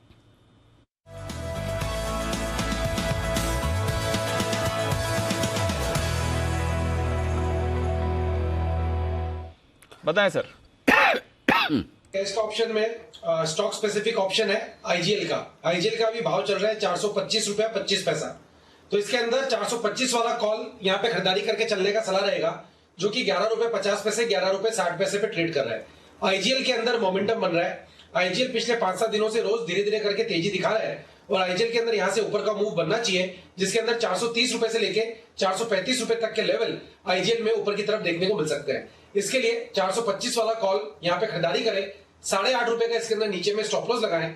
ऊपर के अंदर 15 रुपए का पहला टारगेट होगा, 18 रुपए का दूसरा टारगेट होगा। आईजीएल का 425 का कॉल खरीदारी करके चलने का सलाह रहेगा 8.5 के स्टॉप लॉस से 15 से 18 के टारगेट्स के लिए। ओके, तो आईजीएल पर खरीदारी करके चलिए, यह है सुमित जी की राय। 425 का कॉल खरीदना है। ऑयल एंड गैस काउंटर्स पर भी थोड़ा रेडार पर आ रहे हैं। आइए क्लोजिंग की तरफ बढ़ते हैं। और वैसे तो खराब दिन रहा है, कल की अच्छी तेजी के बाद आज बाजार में गिरावट आई है, बट निचले स्तरों से करीब 60-70 पॉइंट रिकवर होकर निफ्टी क्लोजिंग के लिए हो रहा है तैयार। बैंक निफ्टी 550 पॉइंट के कट, बट इंपॉर्टेंटली 42,000 का लेवल क्लोजिंग पर लग रहा है, डिफेंड करने की तैयारी में है बैंक निफ्टी। टाटा मोटर्स सुबह से ही एक्टिव है, ग्लोबल होलसेल नंबर से बाजार खुश, 6% की तेजी। अपोलो हॉस्पिटल्स में आपने एक्शन देखा है, हिंडाल्को सुबह भी एक्टिव था।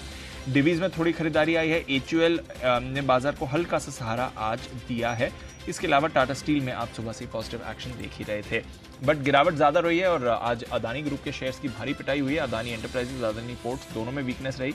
Eicher motors, Bharti Airtel, SBI, HDFC bank दोनों दिग्गज फिसले, साथ ही HDFC limited, Bajaj finance, Reliance industries, ITC, ICICI bank and of course TCS, ये सारे दिग्गज कमजोर थे, जिसकी वजह से आपने प्रेशर देखा है। आईटी नतीजों से बाजार हुआ निराश, टीसीएस ने की है शुरुआत और इसके साथ ही बाकी आईटी शेयर्स जैसे कि इन्फोसिस, एचसीएल टेक, विप्रो, टेक महिंद्रा पर भी आपने वीकनेस ही देखी है।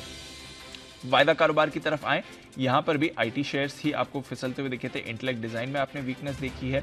Persistent systems, Mphasis, LTI, Mindtree में गिरावट थी, बट इसके साथ ही PNB, Indiabulls housing, City Union bank, RBL bank, Canara bank, ये सारे जो फाइनेंशियल स्टॉक्स हैं यहां पर आपने वीकनेस देखी। तो बैंक्स और फाइनेंशियल्स ये कमजोर थे, आईटी ये कमजोर था और इसलिए हम देख रहे हैं जी बाजार में प्रेशर के साथ ही क्लोजिंग हुई है, बट प्रोविजनली 17,900 के ऊपर निफ्टी लग रहा है फाइनल में भी डिफेंड कर पाएगा और 42,050 के ऊपर बैंक निफ्टी क्लोज हो रहा है। गिरावट है बट इंपॉर्टेंट लेवल्स के आसपास आपको क्लोजिंग आती हुई दिखी है। बिल्कुल, तो ये है आपके लिए पूरा का पूरा आज का एक्शन। प्रोविजनल क्लोजिंग आपके सामने और फाइनल क्लोजिंग हल्की सी नीचे आएगी, ज़्यादा नहीं, हल्की सी, वो आने दें। तब तक आइए बाजार बंद होने के बाद का एक्शन मैं आपके सामने रख दूं। और एक्शन कहाँ से आ रहा है जरा बता दें। ट्विटर जैसे सोशल मीडिया प्लेटफॉर्म्स और कंपनियों के खिलाफ शिकायत किसी समस्या के समाधान का तत्काल उपाय बन चुका है, मगर साइबर ठगों ने इसे भी नहीं छोड़ा है। वो इसके जरिए ठगी का नया रास्ता ढूंढ रहे हैं। वहीं गूगल से मिलने वाले किसी कस्टमर केयर नंबर पर भी आंख बंद कर भरोसा न करें, क्योंकि टॉप प्रायोरिटी में गूगल पर डिस्प्ले होने वाले कस्टमर केयर नंबर भी फर्जी होने की पूरी आशंका है। आज शाम 6 बजे हम आपकी खबर आपका फायदा में इसी पर करेंगे। ये लो, आपको लगे ट्विटर पे डाला और कोई मदद करने आ गया, गए काम से। आपको लगा कि मैंने देखा कि गूगल पे जाके कि अच्छा कस्टमर केयर का नंबर लगाया फ़ोन, गए काम से। मतलब ही नहीं है, मतलब अब तो कैसे बचोगे। आपकी खबर आपका फायदा में हम इस नए फर्जीवाड़े पर दर्शकों को करेंगे आगाह, साथ ही समझेंगे कि ठगों का नया तरीका क्या है, कैसे कर रहे हैं ये सब। अमित दुबे साहब होंगे साइबर और social media expert, Ashutosh Srivastava साहब होंगे cyber law expert, Rahul Tyagi साहब होंगे को फाउंडर सेफ सिक्योरिटी के, ट्विटर शिकायत ट्विटर पर जरा संभल कर, तो संभल कर शिकायत करें ट्विटर पर। यह है आज का विशेष शो शाम 5:56।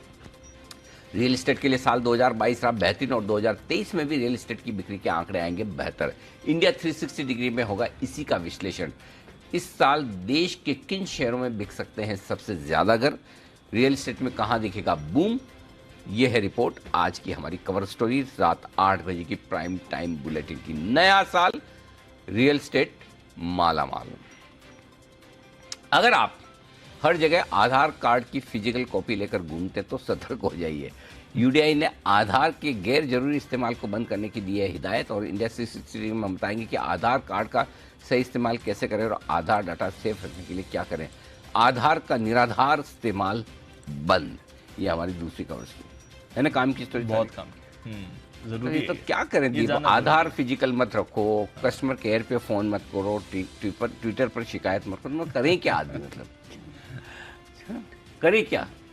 जितना डिजिटल उतनी ज्यादा परेशानी। पहले अपने ठीक था जब वो खाली ताला लगाया और चोर और आ नहीं सकते, पड़ोस में बोल जाए ध्यान रखना, बोल के जाओ, है ना, बोल के जा कोई आए तो ध्यान रखना, वो ज्यादा ठीक था। चोपड़ा साहब के अनुभव से जाना जाए, चोपड़ा साहब जमाना तब का ठीक था या आपका ठीक है? जमाना हमेशा ही ठीक होता है अनिल जी, हम और आप गलत हो सकते हैं। आज हमारे बच्चे कई चीजें बताते तो सही, हमारे अलावा ही गलत है जो है।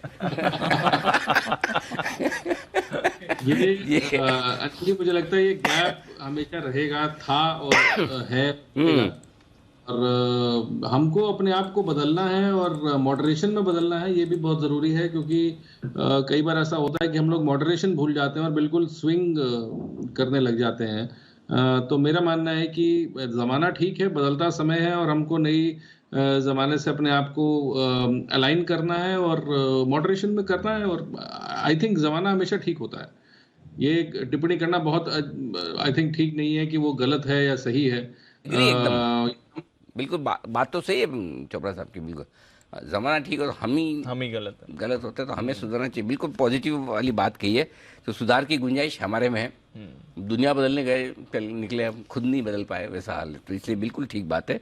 वक्त के साथ हमें सावधानियां रखना जरूरी है, बदलना जरूरी है। तो रात 8 बजे के काम की अच्छी खबरों वाली बढ़िया प्राइम टाइम बुलेटिन मिस करेंगे तो हल्ले गुल्ले में, शोर शराबे में, आलतू फालतू की खबरों में आप खो जाएंगे। विदा लेने का वक्त है। 17,914 ये है वो लेवल जहां पर बंद हुआ है निफ्टी 187 अंकों के नुकसान के साथ 1% नीचे, और 1% नीचे सेंसेक्स भी 631 अंकों का नुकसान रहा। 1.25% से ज्यादा बंद हुआ नीचे बैंक निफ्टी 568 अंकों के नुकसान के साथ 42,014 पर। आज के शो में इतना ही। विदा लेंगे चोपड़ा साहब से, कुणाल जी से, सुमित जी से, सिमी जी से, हिमांशु जी से, और साथ ही साथ नितिन जी और मोदी जी से भी हम लेंगे विदा। आप सभी का बहुत बहुत धन्यवाद।